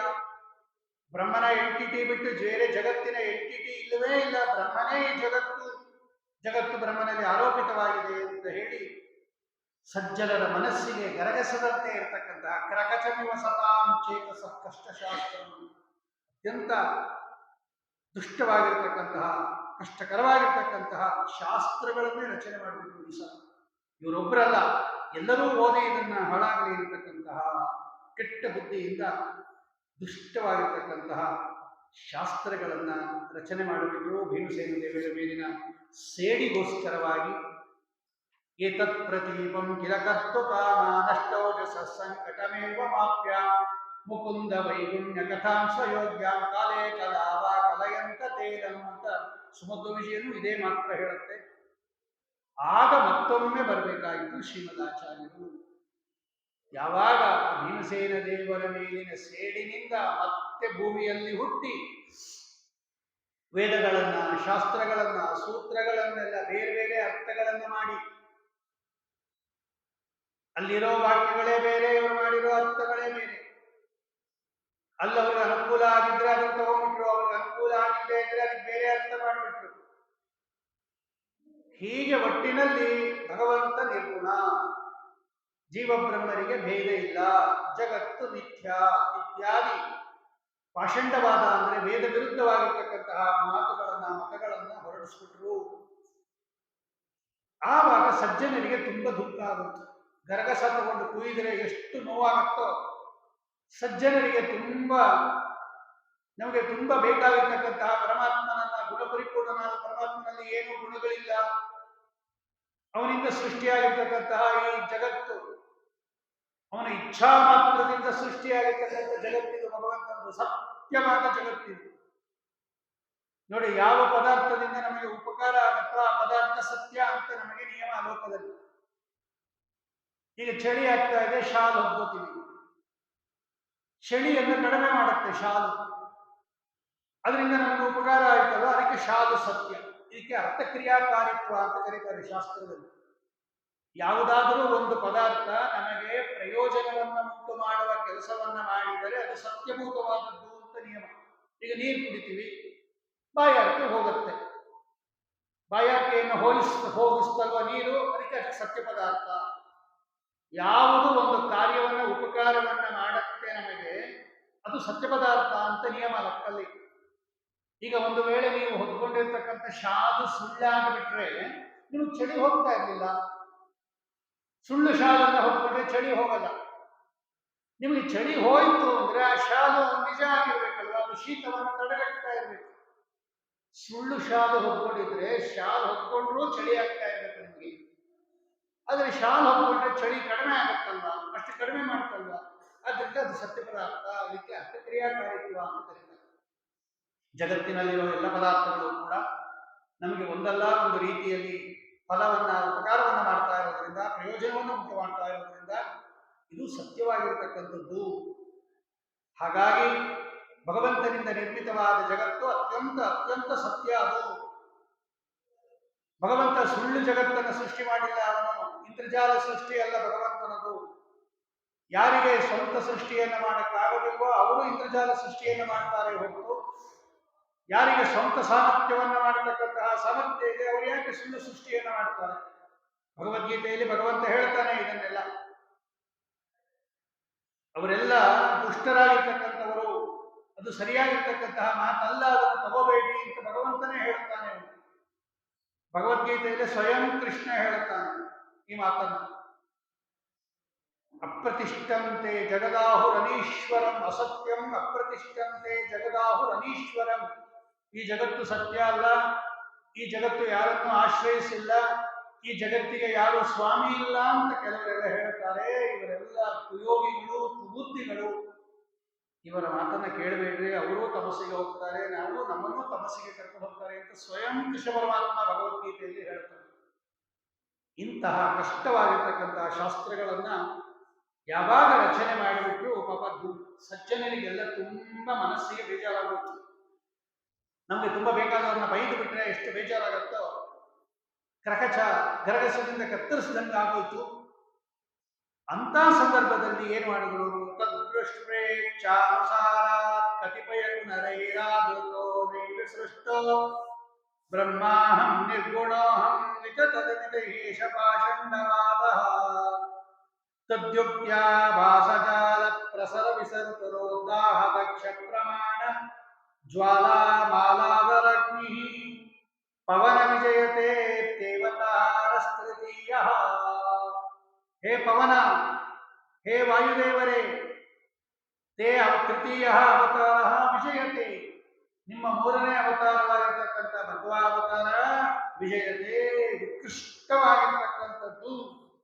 ಯಾಕೆ ಅಂದರೆ ಇವರು ಮಾಡಿರ್ತಕ್ಕಂತಹ ಕೆಟ್ಟವಾದ ಏನಿದೆ, ದುಷ್ಟವಾದ ದುಸ್ತರ್ಕ ಏನದು? ಬ್ರಹ್ಮಾಹಂ, ನಾನೇ ಬ್ರಹ್ಮ, ನಿರ್ಗುಣೋಹಂ, ನಾನು ನಿರ್ಗುಣ, ವಿತತಂ ಇದಂ, ಇದಂ ವಿತತಂ, ಇದಂ ವಿಶ್ವಂ ವಿತತಂ, ಈ ಜಗತ್ತು ಸುಳ್ಳು ಅನ್ನತಕ್ಕಂತಹ ಪಾಷಂಡವಾದ ಅಂದ್ರೆ ವೇದಕ್ಕೆ ವಿರುದ್ಧವಾಗಿರ್ತಕ್ಕಂತಹ ವಾದವನ್ನು ಇವರೆಲ್ಲ ಏನು ಹೊರಡಿಸಿದ್ದಾರೆ ದುಷ್ಟರು, ಇವರನ್ನ ನೀವು ನಾಶ ಮಾಡಕ್ಕೆ ಬಂದವರು, ನೀವು ಇವರನ್ನ ನಿರಾಕರಣೆ ಮಾಡಕ್ಕೆ ಬಂದಿದ್ದಿದ್ದು. ತೇ ತೃತೀಯ ಅವತಾರ ಶುದ್ಧ ದ್ವಿಜ ಕುಲದಿ ಉದ್ಭವಿ ಸೂತ ಅನಿರುದ್ಧ ನಿಗವಿನತವಾಗಿರುವ ಸಿದ್ಧಾಂತದ ಪದ್ಧತಿಯನ್ನು ತೋರಿದ ಮಧ್ವಮತದ ತತ್ವದಲ್ಲಿ ಪ್ರಸನ್ನತೆ ಜನ್ಮ ಜನ್ಮದಲ್ಲಿ ಎನಗಿರಲಿ. ದಾಸರ ಈ ಮಾತನಾಡ್ತಾ ಇದ್ದಾರೆ. ಶುದ್ಧ ದ್ವಿಜ ಕುಲದಿ ಉದ್ಭವಿಸುವ ಅನಿರುದ್ಧನಿಗೆ ಅನುಮತವಾಗಿರುವ ಸಿದ್ಧಾಂತದ ಪದ್ಧತಿಯನ್ನ ತೋರಿ ಪರಮಾತ್ಮನಿಗೆ ವೇದವ್ಯಾಸ ದೇವರಿಗೆ ಸಮ್ಮತವಾದ, ಅವರಿಂದ ಕಲಿಸಲ್ಪಟ್ಟು ಭಗವಂತನಿಗೆ ಸಮ್ಮತವಾದ, ವೇದ ಸಮ್ಮತವಾದ, ಶಾಸ್ತ್ರ ಸಮ್ಮತವಾದ, ಭಗವಂತನಿಗೆ ಸಮ್ಮತವಾದ ಶುದ್ಧವಾಗಿರತಕ್ಕಂತಹ ಸಿದ್ಧಾಂತವನ್ನ ಜಗತ್ತಿನಲ್ಲಿ ಹರಡಿರ್ತಕ್ಕಂತಹ ತೇ ತೃತೀಯ ಅವತಾರ ವಿಜಯತೆ. ಹೇ ವಾಯುದೇವರೇ, ನಿಮ್ಮ ಮೂರನೇ ಅವತಾರವಾಗಿರ್ತಕ್ಕಂತಹ ಪೂರ್ಣಪ್ರಜ್ಞ ತೃತೀಯಸ್ತು, ಮೂರನೇ ಅವತಾರ ಏನಿದೆ ಪೂರ್ಣಪ್ರಜ್ಞ ಅವತಾರ, ಅದು ಉತ್ಕೃಷ್ಟವಾಗಿದೆ. ಏನ್ ಮಾಡಿದ್ರು ಇವರು? ಈ ರೀತಿ ಭೂಲೋಕದಲ್ಲಿ ಇವರೆಲ್ಲ ಹರಡಿದಾಗ ಕೆಲವರೆಲ್ಲ ತಗೊಂಡ್ಬಿಟ್ರಂತೆ ಬಾಬಾ. ಕತಿಪಯನ್ನರೈರಾದೃತ, ಕೆಲವರು ದುಷ್ಟರು ಇದನ್ನು ತಗೊಂಡ್ಬಿಟ್ರು, ಕೆಲವರು ಸಜ್ಜನರು ಅದನ್ನ ಬಿಟ್ಬಿಟ್ರು, ಅವರು ತಗೊಳ್ಳಿಲ್ಲ, ಇದು ಯಾಕೋ ತಪ್ಪಿದೆ ಅಂತ ಬಿಟ್ಬಿಟ್ರು. ಈ ಮಧ್ಯದವರು ಪಾಪ ಬಿಡಕ್ಕೂ ಆಗಲ್ಲ, ತಗೊಳಕ್ಕೂ ಆಗಲ್ಲ, ಹಂಗಾಗೋಯ್ತು. ಆವಾಗ ಭಗವಂತನ ಆಜ್ಞೆಯಂತೆ ನೀವು ಭೂಮಿಯಲ್ಲಿ ಅವತಾರ ಮಾಡಿದ್ರಿ. ಹೆಂಗೆ ಅದು? ಅವರ ದುಸ್ತರ್ಕಗಳು ತದ್ಯುಕ್ತ್ಯಾಭಾಸಜಾಲ ಪ್ರಸರ ವಿಷತರೋತ್ತಾಹ ದಕ್ಷ ಪ್ರಮಾಣ ಜ್ವಾಲಾ ಮಾಲಾದರಗ್ನಿ ಪವನ ವಿಜಯತೆ ದೇವತಾರಸ್ತೃತೀಯ. ಆ ದುಷ್ಟ ತರ್ಕಗಳಿಂದ ಜಾಲ ಹಣದು ಬಿಟ್ಟಿದ್ರು. ಅದನ್ನು ಕೇಳಿದವರಿಗೆ ಹೌದು ಹಂಗೆ ಇದೆ ಅನ್ನಿಸ್ಬಿಡತ್ತೆ, ಅಷ್ಟು ಬರೆದು ಬಿಟ್ಟಿದ್ದಾರೆ ಅವರು. ಹೌದಲ್ವಾ, ಅವ್ರು ಹೇಳಿದ್ದೆ ಸರಿ ಅನ್ಸತ್ತೆ, ಅವ್ರು ಹೇಳಿದ್ ನಿಜ ಅನ್ಸತ್ತೆ. ಅಷ್ಟು ದುಷ್ಟ ಜಾಲಗಳನ್ನ ಮಾಡಿ ಅಷ್ಟು ದುಷ್ಟ ತರ್ಕಗಳನ್ನ ಇಟ್ಟು ಮಾಡಿರ್ತಕ್ಕಂತಹ ಅವರ ಆ ದುಷ್ಟವಾಗಿರ್ತಕ್ಕಂತಹ ಜಾಲಗಳನ್ನ ದಾಹ ದಕ್ಷ ಪ್ರಮಾಣ ಜ್ವಾಲಾಮಾಲಾಧರಗ್ನಿ, ಜ್ವಾಲಮಾಲ ಅಂತ ಕರೀತಾರೆ. ಜೋರಾಗಿ ಉರಿತಾ ಇರತಕ್ಕಂತಹ ಅಗ್ನಿ ಏನಿದೆ ಅದಕ್ಕೆ ಜ್ವಾಲಮಾಲ ಅಂತ ಕರೀತಾರೆ. ಜ್ವಾಲೆಗಳನ್ನೇ ಮಾಲೆಯಾಗಿ ಧರಿಸಿರ್ತಕ್ಕಂತಹ ಅಗ್ನಿ ಅದು ಜೋರಾಗಿ ಉರಿತಾ ಇರುತ್ತೆ ನೋಡಿ. ಒಲೆ ಉರಿ, ಆ ಅಗ್ನಿ ಮೇಲೆ ಬರ್ತಾ ಇರುತ್ತೆ ನೋಡಿ, ಆ ಉರಿ, ಅದಕ್ಕೆ ಜ್ವಾಲೆಗಳು ಅಂತ ಕರೀತಾರೆ. ಅದಕ್ಕೆ ಆ ಮಾಲೆಗಳಿದ್ದಂಗೆ, ಅಗ್ನಿಗೆ ಮಾಲೆ ಇದ್ದಂಗೆ, ಅದಕ್ಕೆ ಜ್ವಾಲಮಾಲ ಅಂತ ಕರೀತಾರೆ. ನಿಮ್ಮ ಪ್ರಮಾಣಗಳು ಏನು ಕೊಟ್ಟಿದ್ದೀರಾ ನೀವೆಲ್ಲ, ಜಗತ್ತು ಸತ್ಯ ಅನ್ನೋದಕ್ಕೆ ಏನು ಕೊಟ್ಟಿದ್ದೀರಾ, ಜೀವಬ್ರಹ್ಮರ ಭೇದ ಇದೆ ಅನ್ನೋದಕ್ಕೆ ಏನು ಕೊಟ್ಟಿದ್ದೀರಾ, ಜಗತ್ತು ಸತ್ಯ ಅನ್ನೋದಕ್ಕೆ ಏನು ಕೊಟ್ಟಿದ್ದೀರಾ, ಪ್ರಮಾಣಗಳು, ವೇದಗಳು, ಉಪನಿಷತ್ತುಗಳು, ಸೂತ್ರಗಳು ಎಲ್ಲ ಅವರ ಗ್ರಂಥದಲ್ಲಿದೆ. ಶ್ರೀಮದಾಚಾರ್ಯರ ಗ್ರಂಥದಲ್ಲಿ ಸೂತ್ರ ಭಾಷೆದಲ್ಲಿದೆ, ಗೀತಾ ಭಾಷೆದಲ್ಲಿದೆ, ಋಗ್ಭಾಷೆದಲ್ಲಿದೆ, ವಿಷ್ಣು ತತ್ವನಿರ್ಣಯದಲ್ಲಿದೆ, ಉಪನಿಷತ್ ಪ್ರಸ್ಥಾನಗಳಲ್ಲಿದೆ, ಮಹಾಭಾರತ ತಾತ್ಪರ್ಯ ನಿರ್ಣಯದಲ್ಲಿದೆ. ಒಂದೊಂದು ಕೂಡ ಜ್ವಾಲಮಾಲ ಅವರ ಆ ವಿಷತರು ಕೆಟ್ಟ ವಿಷವೃಕ್ಷಗಳನ್ನ ಅವರು ಮಾಡಿರ್ತಕ್ಕಂತಹ ಸಿದ್ಧಾಂತದ ಪೂರ್ವ ಪಕ್ಷವನ್ನು ಸುಟ್ಟಾಕತಕ್ಕಂತಹ ವಿಷಯದಲ್ಲಿ, ಹೇ ಜ್ವಾಲಮಾಲ ಅಗ್ನಿ, ಜ್ವಾಲಮಾಲ ಅಂದ್ರೆ ದೊಡ್ಡ ದೊಡ್ಡ ದೊಡ್ಡ ಜ್ವಾಲೆಯಿಂದ ಕೂಡಿರ್ತಕ್ಕಂತಹ ಅಗ್ನಿಯಂತೆ ಇರತಕ್ಕಂತಹ ಪ್ರಮಾಣಗಳೇನಿದೆ, ಆ ಪ್ರಮಾಣಗಳಿಂದ ಆ ಉತ್ಕೃಷ್ಟವಾಗಿರ್ತಕ್ಕಂತಹ ಅಗ್ನಿಯಂತೆ ಇರತಕ್ಕಂತಹ ನಿಮ್ಮ ಮೂರನೇ ಅವತಾರ ಇದೆಯಲ್ಲ, ತೇ ಅವತಾರ ತೃತೀಯ, ಅತ್ಯಂತ ಅತ್ಯಂತ ಶ್ರೇಷ್ಠವಾಗಿರ್ತಕ್ಕಂತಹ ಅವತಾರ. ಏನ್ ಮಾಡಿದ್ರು ಅವರು ಆವಾಗ? ಅವ್ರು ಕೊಟ್ಟಿರೋ ಪ್ರಮಾಣಗಳೆಲ್ಲ ಏನು? ಅಹಂ ಬ್ರಹ್ಮಾಸ್ಮಿ, ನಾನು ಬ್ರಹ್ಮನಾಗಿದ್ದೇನೆ ಅಂತ ಮೇಲ್ನೋಟದ ಅರ್ಥ. ಅದಕ್ಕೆ ತತ್ವಮಸಿ, ನೀನು ಬ್ರಹ್ಮನಾಗಿದ್ದಿ ಅಂತ ಶ್ವೇತಕೇತು, ಉದ್ದಾಲಕರು ಶ್ವೇತಕೇತು ಹೇಳ್ತಾರೆ. ಛಂದೋಗ್ಯ ಉಪನಿಷತ್ತಿನಲ್ಲಿ ಬರ್ತಕ್ಕಂಥ ವಾಕ್ಯ ಅದು. ಉದ್ದಾಲಕರು ಅಂತ ಒಬ್ಬ ಋಷಿಗಳು, ಅವರ ಮಗ ಶ್ವೇತಕೇತು ಏನು ಓದೋ ಇರಲ್ಲ, ಅವನು ದಡ್ಡನಾಗ್ಬಿಟ್ಟಿದ್ದ. ಅವನು 12 ವರ್ಷ ಅವನಿಗೆ. ಆಗ ಉದ್ದಾಲಕರು ಹೇಳ್ತಾರೆ ಅವ್ರ ತಂದೆ, ನೋಡು ಶ್ವೇತಕೇತು, ನಮ್ದು ಒಂದು ದೊಡ್ಡ ವಂಶ, ಎಲ್ಲ ಜ್ಞಾನಿಗಳಿರ್ತಕ್ಕಂಥ ವಂಶ, ನಮ್ಮ ವಂಶದಲ್ಲಿ ಯಾರೂ ದಡ್ಡರಿಲ್ಲ, ನೀನೊಬ್ಬ ಹೀಗೆ ದಡ್ಡನಾಗ್ಬಿಟ್ಟಿದ್ಯಾ, ದಡ್ಡನಾಗಬೇಡ, ಹೋಗಿ ಗುರುಕುಲಕ್ಕೆ ಹೋಗಿ ಓದ್ಕೊಂಬ ಅಂತ. 12 ವರ್ಷ ಆವಾಗ ಶ್ವೇತಕೇತು ಗುರುಕುಲಕ್ಕೆ ಹೋಗ್ತಾನೆ. 12 ವರ್ಷ ಓದ್ಕೊಂಡ್ಬರ್ತಾನೆ. 24 ವರ್ಷ ಆಗಿತ್ತು ಅವನು ವಾಪಸ್ ಬಂದಾಗ. ಬರೋವಾಗಲೇನೆ ಅವನಿಗೆ ವಿದ್ಯೆ ಏನೋ ಬಂತು. ಆ ವಿದ್ಯೆಯ ಜೊತೆಗೆ ದುರಹಂಕಾರ ಬಂದ್ಬಿಡ್ತು, ನನ್ನ ಸಮಾನ ಯಾರಿಲ್ಲ ಅಂತ. ದುರಹಂಕಾರದಿಂದಲೇ ಬಂದ ಅವನು ವಾಪಸ್ ಬಂದಾಗ. ಉದ್ದಾಲಕರು ನೋಡಿದ್ರು ಅವನ ವ್ಯಾಪಾರ, ಅವನ ನಡೆ ನುಡಿ ಮಾತುಗಳಿಂದಲೇ ಗೊತ್ತಾಗುತ್ತೆ ಇವನಿಗೆ ತುಂಬಾ ವಿದ್ಯೆನೂ ಬಂದಿದೆ, ಅದರ ಜೊತೆ ದುರಹಂಕಾರನೂ ಬಂದಿದೆ. ಸ್ತಬ್ಧ ಏ ಯಾಯ, ಛಂದೋಗ್ಯ ಉಪನಿಷತ್ತು ಅಂತ ಒಂದು ಉಪನಿಷತ್ತು, ಅಲ್ಲಿದೆ ಈ ಕಥೆ. ಆಗ ಅವ್ರು ಕೇಳ್ತಾರೆ, ಸಾತ್ಮ ತತ್ವಮಸಿ ಶ್ವೇತಕೇತು, ನಿಂಗೆ ಇದೆಲ್ಲ ಬಂದಿದ್ದು ಸಾಕ್ಷಾತ್ ಭಗವಂತನ ಅನುಗ್ರಹದಿಂದ ಶ್ವೇತಕೇತು, ನಿನ್ ಸ್ವಂತದಲ್ಲ. ಅಂತಹ ಸ ಆತ್ಮ ತತ್ವಮಸಿ ಶ್ವೇತಕೇತು, ಸ ಆತ್ಮ, ನಿನಗೆ ಈ ವಿದ್ಯೆಯನ್ನು ಕೊಟ್ಟಿರ್ತಕ್ಕಂಥವನು ಸ್ವಾಮಿಯಾಗಿರ್ತಕ್ಕಂಥ ಪರಮಾತ್ಮ. ನೀನು ಅವನ ದಾಸ, ಅವನ ಸದೃಶ, ನೀನು ಅವನಿಂದ ಅತ್ಯಂತ ಭಿನ್ನನಾಗಿರ್ತಕ್ಕಂಥವನು, ಅವನ ಅನುಗ್ರಹದಿಂದ ಬಂದದ್ದು. ಹಾಗೆ ದುರಹಂಕಾರ ಪಡಬೇಡ ಅಂತ ಹೇಳ್ತಾರೆ. ಅಲ್ಲಿ ತತ್ವಮಸಿ ಅಂತ ಒಂದು ವಾಕ್ಯ ಇದೆ. ಅದನ್ನ ಅತತ್ವಮಸಿ ಅಂತ ಬಿಡಿಸ್ಬೇಕೋ ತತ್ವಮಸಿ ಅಂತ ಬಿಡಿಸ್ಬೇಕು ಅಂತ ನಮಗೂ ಪರವಾದಿಗಳಿಗೂ ವಾಕ್ಯಾರ್ಥ.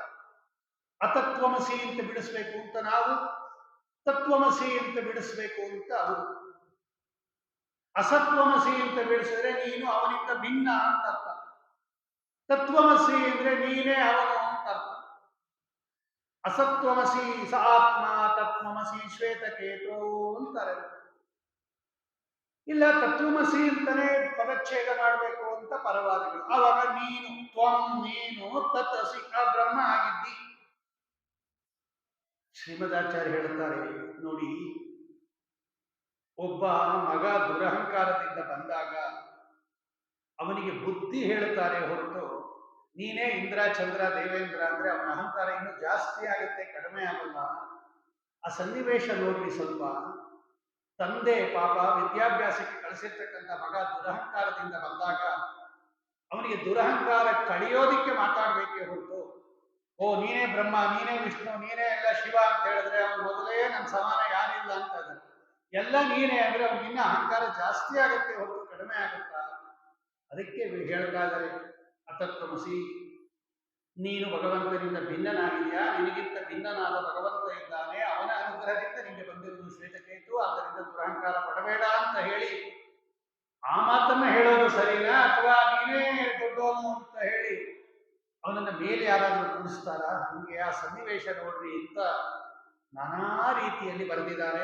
ವಾದರಾಜ ಸ್ವಾಮಿಗಳು ಬರೆದಿದ್ದಾರೆ, ವ್ಯಾಸರಾಜ ಸ್ವಾಮಿಗಳು ಬರೆದಿದ್ದಾರೆ, ವಿಜಯೇಂದ್ರರು ಬರೆದಿದ್ದಾರೆ, ಟೀಕಾಕೃಪಾದರು ಬರೆದಿದ್ದಾರೆ, ಆನಂದ ತೀರ್ಥರು ಬರೆದಿದ್ದಾರೆ, ಮಂತ್ರಾಲಯ ಪ್ರಭುಗಳು ಬರೆದಿದ್ದಾರೆ, ರಘುತ್ತಮ ಸ್ವಾಮಿಗಳು ಬರೆದಿದ್ದಾರೆ, ಪ್ರತಿಯೊಬ್ಬರು ಬರೆದಿದ್ದಾರೆ. ಆಚಾರ್ಯರು ಹಾಕಿಕೊಟ್ಟ ಮೂಲ ಪಂಕ್ತಿಯನ್ನು ಇಟ್ಕೊಂಡು ಬೇಕಾದಷ್ಟು ಜನ ಅಕ್ಷೋಭ ತೀರ್ಥರಿಗೆ ಇದೇ ವಾಕ್ಯ ತರಲಿದ್ದು, ಅಕ್ಷೋಭ ತೀರ್ಥರಿಗೂ ವಿದ್ಯಾರಣ್ಯರಿಗೂ ಅಸಿನಾ ತತ್ವಮಸಿನ ಪರಜೀವ ಪ್ರಭೇದಿನ ವಿದ್ಯಾರಣ್ಯ ಮಹಾರಣ್ಯ ಅಕ್ಷೋಭ್ಯ ಮುನಿರಚ್ಚಿನದು, ಇದೇ ವಾಕ್ಯಾರ್ಥ ನಡೆದದ್ದು. ಅಹಂ ಬ್ರಹ್ಮಾಸ್ಮಿ ಎನ್ನುವ ಕಡೆನೂ ಅಷ್ಟೇ, ಅದೆಲ್ಲ ಭಗವಂತನ ಹೆಸರುಗಳದು. ಅಹಂ ಅಂತ ಭಗವಂತನ ಹೆಸರು, ಬ್ರಹ್ಮ ಅನ್ನೋದು ಭಗವಂತನ ಹೆಸರು, ಅಸ್ಮಿ ಅನ್ನೋದು ಭಗವಂತನ ಹೆಸರು. ಅದು ಯಾವುದು ನಾನು ಬ್ರಹ್ಮ ಆಗಿದ್ದೀನಿ ಅಂತ ಅದು ಸೆಂಟೆನ್ಸ್ ಅಲ್ಲ, ಅದು ಅಹಂ ಬ್ರಹ್ಮ ಅಸ್ಮಿ. ಭಗವಂತನಿಗೆ ಕೆಲವು ಗುಟ್ಟಾದ ಹೆಸರುಗಳಿದೆ. ಪ್ರಸಿದ್ಧವಾದ ಹೆಸರುಗಳು ಬೇರೆ, ಗುಟ್ಟಾದ ಹೆಸರುಗಳು ಬೇರೆ. ಎಲ್ಲರಿಗೂ ಗೊತ್ತಿರೋ ಹೆಸರುಗಳು ಪ್ರಸಿದ್ಧವಾಗಿರುತ್ತೆ ಲೋಕದಲ್ಲಿ. ನಾರಾಯಣ, ಕೃಷ್ಣ, ಗೋವಿಂದ, ಮುಕುಂದ ಎಲ್ಲರಿಗೂ ಗೊತ್ತು. ಅದಲ್ಲದೇನೆ ಭಗವಂತನಿಗೆ ಅಹಂ ಅಂತ ಒಂದು ಹೆಸರಿದೆ. ಅಹಂ ಅಂತ ಭಗವಂತನ ಹೆಸರದು.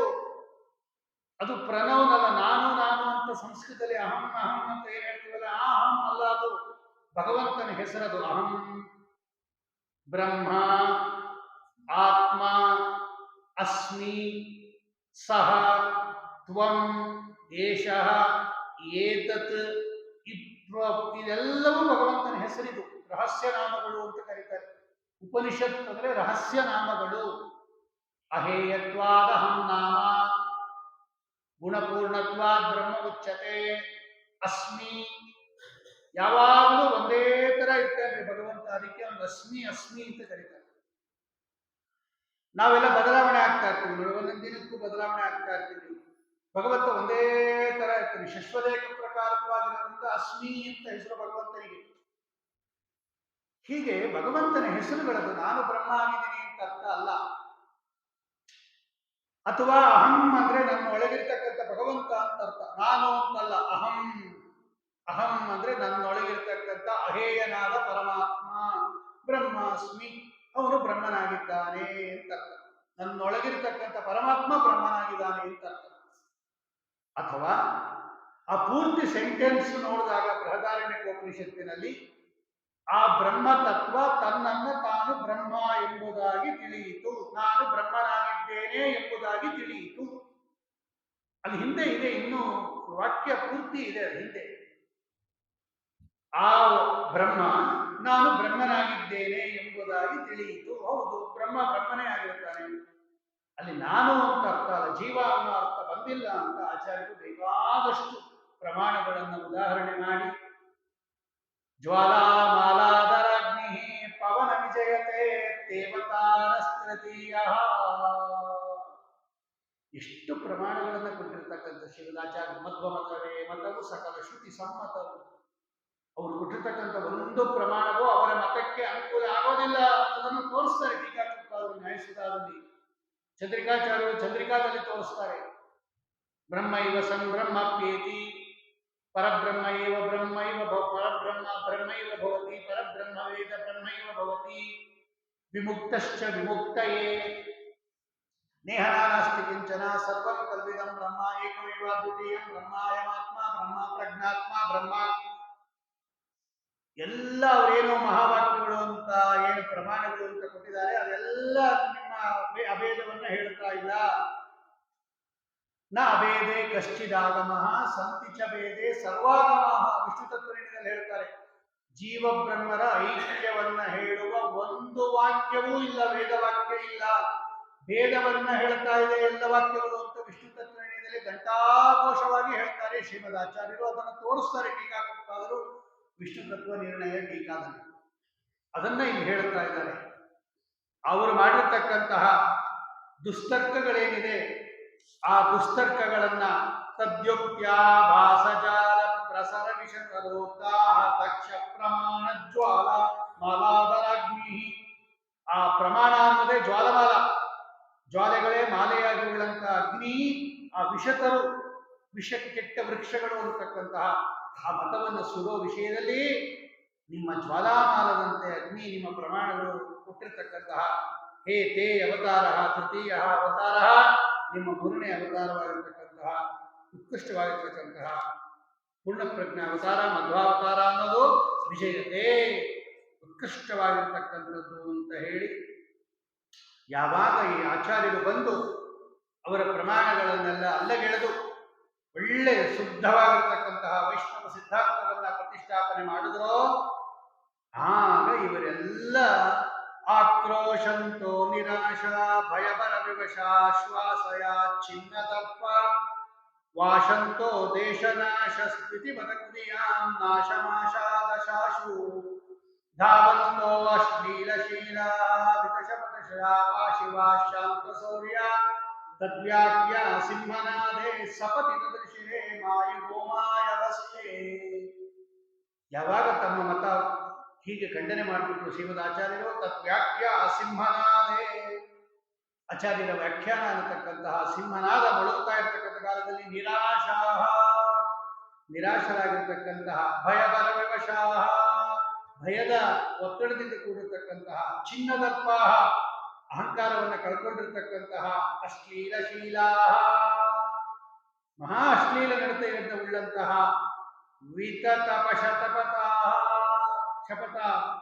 ವಿತತ ಶಪಥ ಅಂದ್ರೆ ಅವರ ಪ್ರತಿಜ್ಞೆ ಏನಿತ್ತು ಅದೆಲ್ಲ ಏನು ಭಂಗ ಆಗೋದಾಗ ಆ ಶಾಂತ ಶೌರ್ಯ, ಅವರ ಶೌರ್ಯ ಎಲ್ಲ ಹೊಟ್ಟೋಯ್ತು. ಅವರೆಲ್ಲ ಏನ್ ಮಾಡಿದ್ರು, ಕುದಿಯ ವಾತಂತಹ ದೇಶನಾಶ ವಾಶಂತಹ, ಏನು ದೇಶನೇ ಹಾಳಾಗೋಯ್ತು, ಸಿದ್ಧಾಂತ ಹಾಳಾಗೋಯ್ತು, ಹೀಗೆಲ್ಲ ಅರ್ಥ ಮಾಡ್ತಾ ಇದ್ದಾರೆ ಅಂತ ಹೇಗೆ ನರಿಗಳು ಊಳಿಡುತ್ತೆ ಹಂಗೆ ಎಲ್ಲ ಕಡೆ ಕಿರ್ಚಾಡ್ತಾ ದೇಶ ಹಾಳಾಯಿತು ಅಂತ ಬದಲುತ್ತಾ ಅವರೆಲ್ಲ ಪಲಾಯನ ಮಾಡ್ತಾ ಇದ್ದಾರೆ. ತತ್ವೋದ್ಯೋಗ ಅಂತ ಒಂದು ಸುಂದರವಾಗಿರ್ತಕ್ಕಂತಹ ಗ್ರಂಥ, ಅದರಲ್ಲೆಲ್ಲ ಬರೀತಾರೆ. ಸುಮಧ್ವವಿಷಯದಲ್ಲೂ ಈ ತರ ವರ್ಣನೆ ಮಾಡ್ತಾ ಇದ್ದಾರೆ.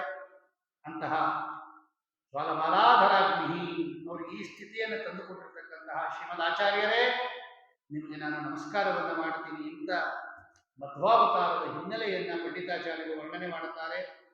ತ್ರಿಶ್ಯಪ್ಯೇವಾವತಾರೇಶ್ವರಿ ವಿರಪ್ತಗಣಂ ಹಿಂಸಿತೋ ನಿರ್ವಿಕಾರಃ ಸರ್ವಜ್ಞಃ ಸರ್ವಶಕ್ತಿ ಸಕಲ ಗುಣಗಣ ಪೂರ್ಣರೂಪ ಪ್ರಗಲ್ಭಃ ಸ್ವಚ್ಛಂದ ಮೃತ್ಯುಃ ಸುಖಯಸಿ ಸುಜನಂ ದೇವಕಿಂ ಚಿತ್ರಮತ್ರ ತ್ರಾತಾ ಯಸ್ಯ ತ್ರಿಧಾಮ ಜಗದುತವಶಗಂ ಕಿಂಕರಾಃ ಶಂಕರಾದ್ಯಾಃ. ನೋಡ್ರಿ, 3 ಅವತಾರದಲ್ಲೂ ಹಿಂಸೆ ಮಾಡಿದ್ದಾರೆ ಆಚಾರ್ಯರಿಗೆ ದುಷ್ಟರು. ತ್ರಿಶ್ಯಪ್ಯೇವಾವತಾರೇಷು ಅರಿಭಿಃ ಅಪಗೃಣಂ ಹಿಂಸಿತೋ ನಿರ್ವಿಕಾರಃ. 3 ಅವತಾರದಲ್ಲೂ ಕೂಡ ಹನುಮಂತ ದೇವರಿಗೆ, ಭೀಮಸೇನ ದೇವರಿಗೆ, ಮಧ್ವರಾಯರಿಗೆ ಅವಮಾನ ಮಾಡಿರ್ತಕ್ಕಂಥ ಕಾಲದಲ್ಲಿ, ಹಿಂಸೆ ಕೊಟ್ಟಿರ್ತಕ್ಕಂಥ ಕಾಲದಲ್ಲಿ ಅದ್ಯಾವುದೂ ಕೂಡ ನಿಮ್ಮ ಗಮನಕ್ಕೆ ತರದೇ ಇದ್ದಂಗೆ ಅದನ್ನೆಲ್ಲ ನಿರ್ವಿಕಾರ. ಹನುಮಂತ ದೇವರು ಆ ಲಂಕಾದಹನ ಸಂದರ್ಭದಲ್ಲಿ ಎಷ್ಟು ತೊಂದರೆ ಕೊಟ್ಟಿದ್ದಾರೆ ಗೊತ್ತಾ ದೈತ್ಯರುಗಳು. ರಾಮಾಯಣದ ಸುಂದರಕಾಂಡ ಓದಿದ್ರೆ ನಮಗೆ ಗೊತ್ತಾಗತ್ತೆ. ಇಂದ್ರಜಿತ್ತು ಹಿಡ್ಕೊಂಡ್ಬಂದ್ಬಿಟ್ಟ, ಬ್ರಹ್ಮಾಸ್ತ್ರವನ್ನ ಬಿಟ್ಟು ತಾವೇ ಬದ್ಧರಾದರು. ಮಯಾವರ ವಿಲಂಘಿತ ಹ್ಯನೇಕಶ ಸ್ವಯಂಭುವಃ ಸಮಾನನೀಯಮಾನನೇ ತಥೋತ್ರಮಾನಯಾಮ್ಯಹಂ. ಯಾವಾಗ ಬ್ರಹ್ಮಾಸ್ತ್ರ ಬಿಟ್ಬಿಟ್ರು ಇಂದ್ರಜಿತ್ತು, ತಾವೇ ಸಿಕ್ಕಾಕೊಂಡ್ರು ಹನುಮಂತ ದೇವರು. ಬ್ರಹ್ಮಾಸ್ತ್ರ ಇದು, ಇದಕ್ಕೆ ಮರ್ಯಾದೆ ಕೊಡಬೇಕು, ದೊಡ್ಡ ಅಸ್ತ್ರ ಇದು. ಈಗಾಗಲೇ ಮಯಾವರ ವಿಲಂಘಿತ 2 ಸಲ ಬ್ರಹ್ಮಾಸ್ತ್ರವನ್ನು ನಾನು ಉಲ್ಲಂಘನೆ ಮಾಡಿದ್ದೀನಿ, ಅವರಿಗೆ ನಾನು ಗೌರವವನ್ನು ಕೊಡಬೇಕು ಅಂತ ಹೇಳಿ ತಥೋತ್ರಮಾನಯಾಮ್ಯಹಂ, ಅವರಿಗೆ ಗೌರವ ಕೊಡಬೇಕು ಅಂತ ತಾವೇ ಸಿಕ್ಕಾಕೊಂಡಂತೆ ನಟಿಸ್ಕೊಂಡು ಬದ್ಧರಾದಂತೆ ಕೂತ್ಕೊಂಡ್ಬಿಟ್ರು ಹನುಮಂತ ದೇವರು. ಈ ರಾಕ್ಷಸರಿಗೆಲ್ಲ ಬಹಳ ಸಂತೋಷ ಆಗೋಯ್ತು. ಸಿಕ್ಕಾಕೋತು ಕಪಿ ಕಡೆಗೂ ಅಂತ ಹೇಳಿ ಅದುವರ ತನಕ ಹತ್ರನೇ ಬರ್ತಾ ಇರಲಿಲ್ಲ. ಒಬ್ರು ಹನುಮಂತ ದೇವರ ಹತ್ರನೇ ಬರ್ತಾ ಇರಲಿಲ್ಲ. ಈಗ ಹತ್ರ ಬರೋದೇನು, ಹೊಡೆಯೋದೇನು, ಬಡಿಯೋದೇನು, ಚುಚ್ಚೋದೇನು, ಉಗುಳೋದೇನು, ಕಚ್ಚೋದೇನು, ವಾಲ್ಮೀಕಿ ರಾಮಾಯಣದಲ್ಲಿ ಎಲ್ಲ ವರ್ಣನೆ ಮಾಡಿದ್ದಾರೆ ಅದನ್ನು. ಈಗ ಎಲ್ಲ ಪೌರುಷ ತೋರಿಸ್ತಾ ಇದಾರಂತೆ. ಸುಮ್ಮನೆ ಇದ್ರು ಹನುಮಂತ ದೇವರು ಏನಾರ ಮಾಡ್ಕೊಳ್ಳಿ, ಮಮರ್ಷ ಸರ್ವಚೇಷ್ಟಿತಂ ಅಂತಾರೆ ಆಚಾರ್ಯರು. ಸರ್ವಚೇಷ್ಟಿತಂ ಮಮರ್ಷ, ಸಹಿಸ್ಕೊಂಡ್ರಂತೆ ಅವ್ರು ಏನಾರ ಮಾಡ್ಕೊಳ್ಳಿ ಆಮೇಲೆ ಮಾಡೋಣ ಅಂತ. ಎಷ್ಟೋ ಜನ ಕಚ್ಚಿದ್ದಾರೆ, ಪರಚಿದ್ದಾರೆ, ಉಗುಳಿದ್ದಾರೆ ಹನುಮಂತ ದೇವರ ಮೇಲೆ, ಕಪಿ ಮೇಲೆ. ಕಪಿ ಇದು ಅಂತ ತಿಳ್ಕೊಂಡು ಮಮರ್ಷ ಸರ್ವಚೇಷ್ಟಿತಂ, ಎಲ್ಲವನ್ನ ಸಹಿಸಿಕೊಂಡ್ರು ಹನುಮಂತ ದೇವರು. ಭೀಮಸೇನ ದೇವರಾಗಿದ್ದಾಗ ಬೇಕಾದಷ್ಟು ನಿಂದನೆ ಮಾಡಿದ್ದಾರೆ, ಬೈದಿದ್ದಾರೆ, ವಿಷದ ಲಡ್ಡುಗೆಯನ್ನು ತಿನ್ನಿಸಿದ್ದಾರೆ, ಪ್ರಮಾಣ ಕೋಟೆಯಲ್ಲೇ ಹಾಕಿದ್ದಾರೆ, ಅರಿಗಿನ ಮನೆಯಲ್ಲಿ ಸುಡಿಸಬೇಕು ಅಂತ ಪ್ರಯತ್ನ ಪಟ್ಟಿದ್ದಾರೆ. ವಿಷಂ ವಿಷಣ್ಣೋ ವಿಷವರ್ಗಣೋ ಮತಃ ಪ್ರಮಾಣ ಕೋಟೆ ಸಹಿಹೇಲಯಾಗಾನ್ಯೇದಂ ಜಗಜ್ಜೀವನ ದೇತ್ರ ಚಿತ್ರಂ.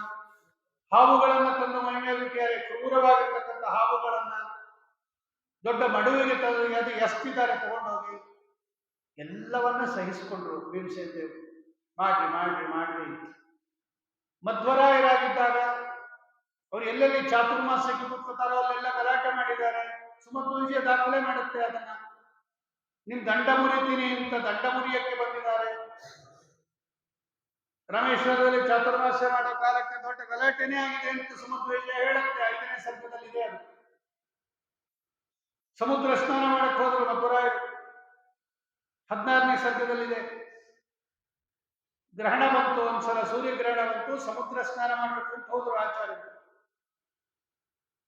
ಗ್ರಹಣ ಬಂದಾಗ ಸಮುದ್ರ ಸ್ನಾನ ಮಾಡಿದ್ರು. ಸಮುದ್ರದಲ್ಲಿ ಹೆಂಗೆ ಸ್ನಾನ ಮಾಡಬೇಕು ಅಂತ ಜಗತ್ತಿಗೆ ತೋರಿಸ್ತಾ ಇದ್ದಾರೆ ಆಚಾರ್ಯರು. ನದಿಯಲ್ಲಿ ಸ್ನಾನ ಮಾಡಿದಂಗೆ ಆಗಲ್ಲ, ಸಮುದ್ರದಲ್ಲಿ ನಿಂತಿರ್ಬೇಕು. ಅದು ಅಲೆ ಬಂದಾಗ ತಲೆ ತಗ್ಗಿಸ್ಬಿಡ್ಬೇಕು. ನಮ್ಮ ತಲೆ ಮೇಲೆ ಅಲೆ ಹೊಟ್ಟೋಗುತ್ತೆ, ತಿರ್ಗಾ ತಲೆ ಎತ್ತಬೇಕು. ಅಲೆ ಬಂದಾಗ ತಲೆ ಎತ್ಕೊಂಡು ನಿಂತಿದ್ರೆ ನಮ್ಮ ಸಮೇತ ಹಿಂದೆ ಬಿಸಾಕ್ಬಿಡುತ್ತೆ ಅದು, ದೊಡ್ಡ ದೊಡ್ಡ ಅಲೆಗಳು. ನೀವು ಪುರಿ ಜಗನ್ನಾಥದಲ್ಲಿ ನೋಡ್ಬೋದು, ಭಾರಿ ದೊಡ್ಡ ದೊಡ್ಡ ಅಲೆಗಳು. ರಾಮೇಶ್ವರದಲ್ಲಿ ನೋಡ್ಬೋದು, ಮಲ್ಪೆಯಲ್ಲಿ ನೋಡ್ಬೋದು. ಇಲ್ಲೆಲ್ಲ ಭಾರಿ ದೊಡ್ಡ ದೊಡ್ಡ ಅಲೆಗಳು ಇಲ್ಲಿ. ಅದು ಗ್ರಹಣ ಕಾಲದಲ್ಲಂತೂ ಭಾರಿ ಮೇಲೆ ಬಂದ್ಬಿಟ್ಟಿರುತ್ತೆ. ನೀವೇನಾದ್ರೂ ಹೆಂಗೆ ನಿಂತ್ಕೊಂಡಿದ್ರೆ ಕಿತ್ತು ಬಿಸಾಕತ್ತೆ, ಅದು ದಡದ ತನಕ ತಗೊಂಡು ಹೋಗುತ್ತೆ. ಅದಕ್ಕೆ ಸಮುದ್ರದಲ್ಲಿ ಸ್ನಾನ ಮಾಡೋದು ಹೆಂಗೆ ಅಂದ್ರೆ ನಿಂತಿರ್ಬೇಕು, ಅಲೆ ಬಂದಾಗ ತಲೆ ತಗ್ಗಿಸ್ಕೊಡ್ಬೇಕು. ಅದನ್ನು ತೋರಿಸ್ಕೊಟ್ರು ಆಚಾರ್ಯರು, ಹಿಂಗೆ ಸ್ನಾನ ಮಾಡಬೇಕು. ಅದನ್ನ ಇವರು ಎಲ್ಲ ಆಡ್ಕೊತಾ ಇದ್ದಾರೆ. ಏನು ದೊಡ್ಡ ಜೀವೋತ್ತಮರು ಅಂತೀರಾ, ದೊಡ್ಡ ಆಚಾರ್ಯರು ಅಂತೀರಾ, ನೋಡಿ ತಲೆ ತಗ್ಗಿಸ್ಬಿಟ್ಟಿದ್ದಾರೆ ಇವರು. ಹಾ ಪತತಿ ಲಘೂರ್ಮಿಲೀಲ ಏತಿ, ಸುಮಧ್ವ ಹೇಳುತ್ತೆ ಅದು. ಸೋಯಂ ಹಾ ಪತತಿ ಲಘೂರ್ಮಿಲೀಲ ಏತಿ ಆಕ್ರೋಶಂತೋ ನಿರಾಶಾ. ಯಾವಾಗ ಇನ್ನೊಬ್ಬರನ್ನ ನಾವು ವಾದದಲ್ಲಿ ಖಂಡನೆ ಮಾಡಕ್ಕಾಗಲ್ಲ, ಅವರ ಬಗ್ಗೆ ಕೆಟ್ಟ ಮಾತುಗಳಾಡುವುದು, ಕೆಟ್ಟ ಅವರ ಆಡಳಿತ ಎಲ್ಲ ಖಂಡನೆ ಮಾಡಿಬಿಡೋದು, ಅವರ ಆಚರಣೆಗಳನ್ನೆಲ್ಲ ಅಣಕಿಸೋದು, ಹೀಗೆಲ್ಲ ಮಾಡಿದ್ದಾರೆ. ನಿಮ್ ದಂಡ ಮುರಿತೀನಿ ಅಂತ ಅವ್ರದ ತದ್ದಂಡ ಸಂಶಂಸನ ಗಂಡ ಮೋಸವು ಕೊಟ್ರು ಆಚಾರ್ಯ. ಮುರಿಯಪ್ಪ ದಂಡ ಮುರಿತೀನಿ ಅಂತ ಹೇಳಿದಲ್ಲ, ಹೇಳಿ ಮುರಿಯಪ್ಪ. ಆಗ್ಲಿಲ್ಲ. ಲಜ್ಜಾನತ ಸ್ವಾರ್ಥ ಮತಾರ್ಥ ಚಾಬ್ರವನ್. ಅಲ್ಲಿರೋರ್ನೆಲ್ಲ ಕೇಳಿದ್ರಂತೆ, ನಂಗೆ ಒಬ್ಬರಿಗೆ ಮುರಿಯಕ್ಕಾಗಲ್ಲ, ಸ್ವಲ್ಪ ಸಹಾಯ ಮಾಡ್ತೀರಾ ನೀವು. ಅವರೆಲ್ಲ ಬೈಕ್ ಕಳಿಸಿದ್ರಂತೆ, ನೀ ಮಾಡ್ತಾ ಇರೋದೇ ಮನೆ ಮಾಡಿ ಕೆಲಸ, ನಮ್ಮನ್ನ ಬೇರೆ ಕರಿತಾ ಇಲ್ಲ ಅಂತ. ಸುಮಧ್ವ ದಾಖಲೆ ಮಾಡುತ್ತೆ 6ನೇ ಸರ್ಗದಲ್ಲಿ ಇದೆಲ್ಲ ಇದೆ. ಅಂದ್ರೆ 3 ಅವತಾರಗಳಲ್ಲಿ ಯಾರಾದ್ರೂ ಮಧ್ವರಾಯರು ಗ್ರಾಮಕ್ಕೆ ಬಂದ್ರೆ ಸೇರಿಸಬೇಡಿ, ಗ್ರಾಮೇ ಗ್ರಾಮೇ ವಾರ್ಯತಾಂ ಅಂತ 12ನೇ ಸರ್ಗದಲ್ಲಿದೆ ಅದು. ಯಾರನ್ನ ಗ್ರಾಮಗಳ ಆಚಾರ್ಯ ನಿಮ್ಮ ಹಳ್ಳಿಗೆ ಹೋದ್ರೆ ಸೇರಿಸಬೇಡಿ ಅವರನ್ನ. ಇನ್ನೂ ಬಲಾತ್ಕಾರವಾಗಿ ಬಂದ್ರೆ ಅವರನ್ನ ತಳ್ಳಿಬಿಡಿ ಆಚೆ ಕಡೆ ಅಂತೆಲ್ಲ ಆಜ್ಞೆ ಮಾಡ್ಬಿಟ್ಟಿದ್ರಂತೆ ಆ ಕಾಲಕ್ಕೆ. ಅಂದ್ರೆ 3 ಅವತಾರಗಳಲ್ಲಿ ದುಷ್ಟರು ತೊಂದರೆ ಕೊಟ್ಟರೂ ಕೂಡ ಏನಿಲ್ಲ, ಆಚಾರ್ಯ ನಿರ್ವಿಕಾರರಾಗಿದ್ದಾರೆ. ನಿರ್ವಿಕಾರ ಪರಿತೋಪಿ ಚರೀತ ಕ್ರೂರ ಕಿಂಕರ ಸಮೂಹ ಭಯೇನ. ಸುಮಧ್ವ ಇದನ್ನೆಲ್ಲ ದಾಖಲೆ ಮಾಡುತ್ತೆ. ಸರ್ವಜ್ಞ ಸರ್ವಶಕ್ತಿ, ಎಲ್ಲ ಶಕ್ತಿಯಿಂದ ಕೂಡಿರೋರು. ಒಂದು ಜ್ಞಾನ ಇರಬೇಕು, ಒಂದು ಬಲ ಇರಬೇಕು, ಎಲ್ಲರೂ ಜಯಿಸ್ಕೊ ಬರ್ತಾನೆ. ಎಲ್ಲರನ್ನ ಗೆಲ್ತಕ್ಕಂಥ ಶಕ್ತಿ, ಎಲ್ಲವನ್ನ ತಿಳ್ಕೊಂಡಿರ್ತಕ್ಕಂತಹ ಸಕಲ ಗುಣಗಣ ಪೂರ್ಣ ರೂಪ ಪ್ರಗಲ್ಭ, ಸಕಲ ಗುಣಗಳಿಂದ ಕೂಡಿರ್ತಕ್ಕಂತಹ ಅಕ್ಷರಶಃ ಪೂರ್ಣಬೋಧರಾಗಿರ್ತಕ್ಕಂತಹ ಸ್ವಚ್ಛ ನಿರ್ಮಲರಾಗಿರ್ತಕ್ಕಂಥವರು. ಪವನ ಅಂತಾನೆ ಹೆಸರು ವಾಯುದೇವರು, ಶುದ್ಧರು ವಾಯುದೇವರು. ಶುಚಿ, ವಾಯುದೇವರಿಗೆ ಶುಚಿ ಅಂತ ಹೆಸರು. ಹಂಸ ಶುಚಿಷತ್ ವಸುರಂತರಿಕ್ಷ ಸದ್ರೋತಾ ವೇದಿಶತ ತಿಥಿರ್ದುರೋಣಸತ್ ನೃಷದ್ವರ ಸದೃಶ ಸದ್ಯೋಮ ಸದಬ್ಜಾ ಭೋಜಾ ಋತಜಾ ಅದ್ರಿಜಾ ಋತಂ ಬೃಹತಿ. ಮಧ್ಯಾಹ್ನಕ್ಕೆ ಸಂಧ್ಯಾವಂದನೆ ಅರ್ಘ್ಯಪ್ರದಾನ ನಂತರ ಶುಚಿ ಅಂತ ಕರೀತಾರೆ. ಅಭವದ್ರಣ ಶುಚಿ ಆದಿ ಮಾತ್ರೋರಾಮಿ ಸದ್ಯ ವೇದ ಹೇಳುತ್ತೆ. ಅತ್ಯಂತ ಶುದ್ಧರಾಗಿರ್ತಕ್ಕಂಥವರು, ದೇಹದಿಂದಲೂ ಶುದ್ಧ, ಮನಸ್ಸಿನಿಂದಲೂ ಶುದ್ಧ. ಅದಕ್ಕೆ ಅವತಾರ ಪರಶುಕ್ಲತ್ರೆಯಲ್ಲಿ ಸೇರಿದವರು ವಾಯುದೇವರು.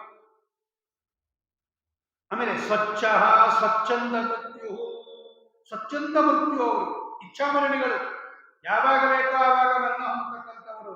ಅಂತಹ ಸುಜನಂ ಸುಖಯಸಿ, ಸಜ್ಜನರನ್ನ ನೀವು ಯಾವಾಗಲೂ ಸಂತೋಷಗೊಳಿಸ್ತೀರಾ. ತ್ರಾತ ಜಗತ್ ವಶಗಂ, ಎಲ್ಲ ಕೆಳಗಡೆ ಇರ್ತಕ್ಕಂಥ ಗರುಡ ಶೇಷ ರುದ್ರಾದಿಗಳೆಲ್ಲ ನಿಮ್ಮ ಕೈಯಲ್ಲಿದ್ದಾರೆ ಸ್ವಾಮಿ, ನಿಮ್ಮ ಅಧೀನದಲ್ಲಿದ್ದಾರೆ. ಶಂಕರಾದ್ಯಾಹ ಕಿಂಕರಾಹ, ರುದ್ರದೇವರೇ ಮೊದಲಾಗಿರ್ತಕ್ಕಂಥವರು. ವಿಶ್ವಂ ಯಸ್ಯ ವಶೇ ಸರ್ವಂ ಅನಿಶಂ ಶಂಕರಾದಿಕಂ ತಸ್ಯ ವಾಯೋ ತೃತೀಯಾಂಶಂ ಆಶ್ರಯೇ ಶಮವಕ್ತಯೇ.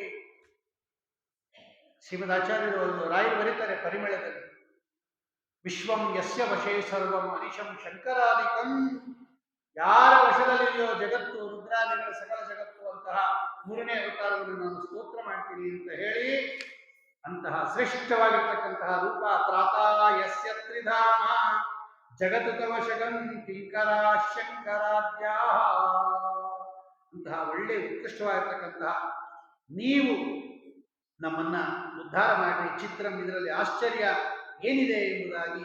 ತ್ರಿಧಾಮ ತ್ರಾತ, ಯಾಕೆ ಇಷ್ಟೆಲ್ಲ ಬಲ ಬಂತು ವಾಯುದೇವರಿಗೆ?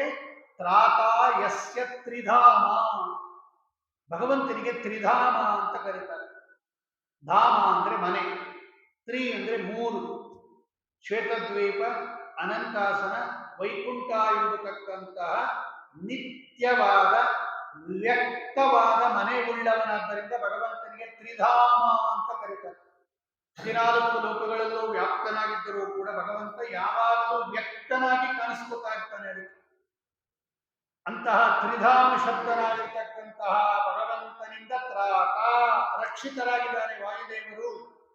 ಅದಕ್ಕೆ ವಾಯುದೇವರನ್ನ ಮುಟ್ಟಕ್ಕೆ ಯಾರ ಕೈಲೂ ಆಗಲ್ಲ. ತ್ರಾತ ಯಸ್ಯ ತ್ರಿಧಾಮ ಜಗತ್ ತವಶಗಂ ಕಿಂಕರ ಶಂಕರಾದ್ಯಾ, ರುದ್ರಾದಿ ದೇವತೆಗಳೆಲ್ಲ ನಿಮ್ಮ ವಶರಾಗಿದ್ದಾರೆ ಅಂತ ಹೇಳಿ ಅವರನ್ನ ವರ್ಣನೆ ಮಾಡತಕ್ಕಂಥವರಾಗಿ.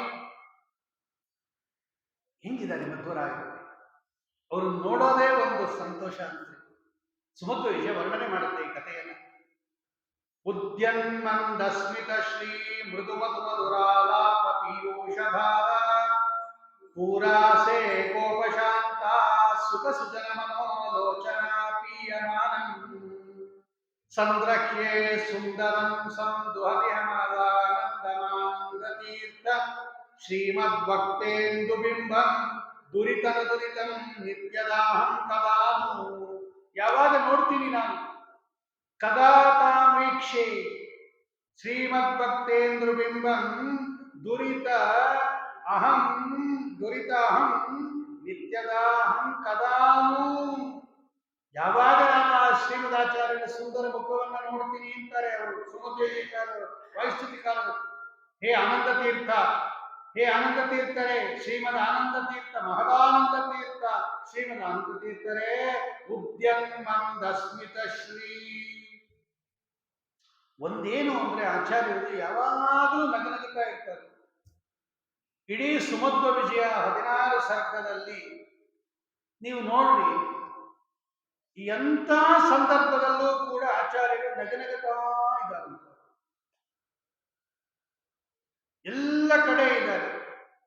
ಸುಮುಖ ಸುಹಾಸ ರಸಾಯನೋತ್ಕ ಸುಮುಖೇತಿ ಮುದ್ಯ ಮಂದಸ್ಮಿತ ಶ್ರೀ ಸುಸ್ಮಿತೇಂದು ಮರವಿಂದ ಲೋಚನಂ.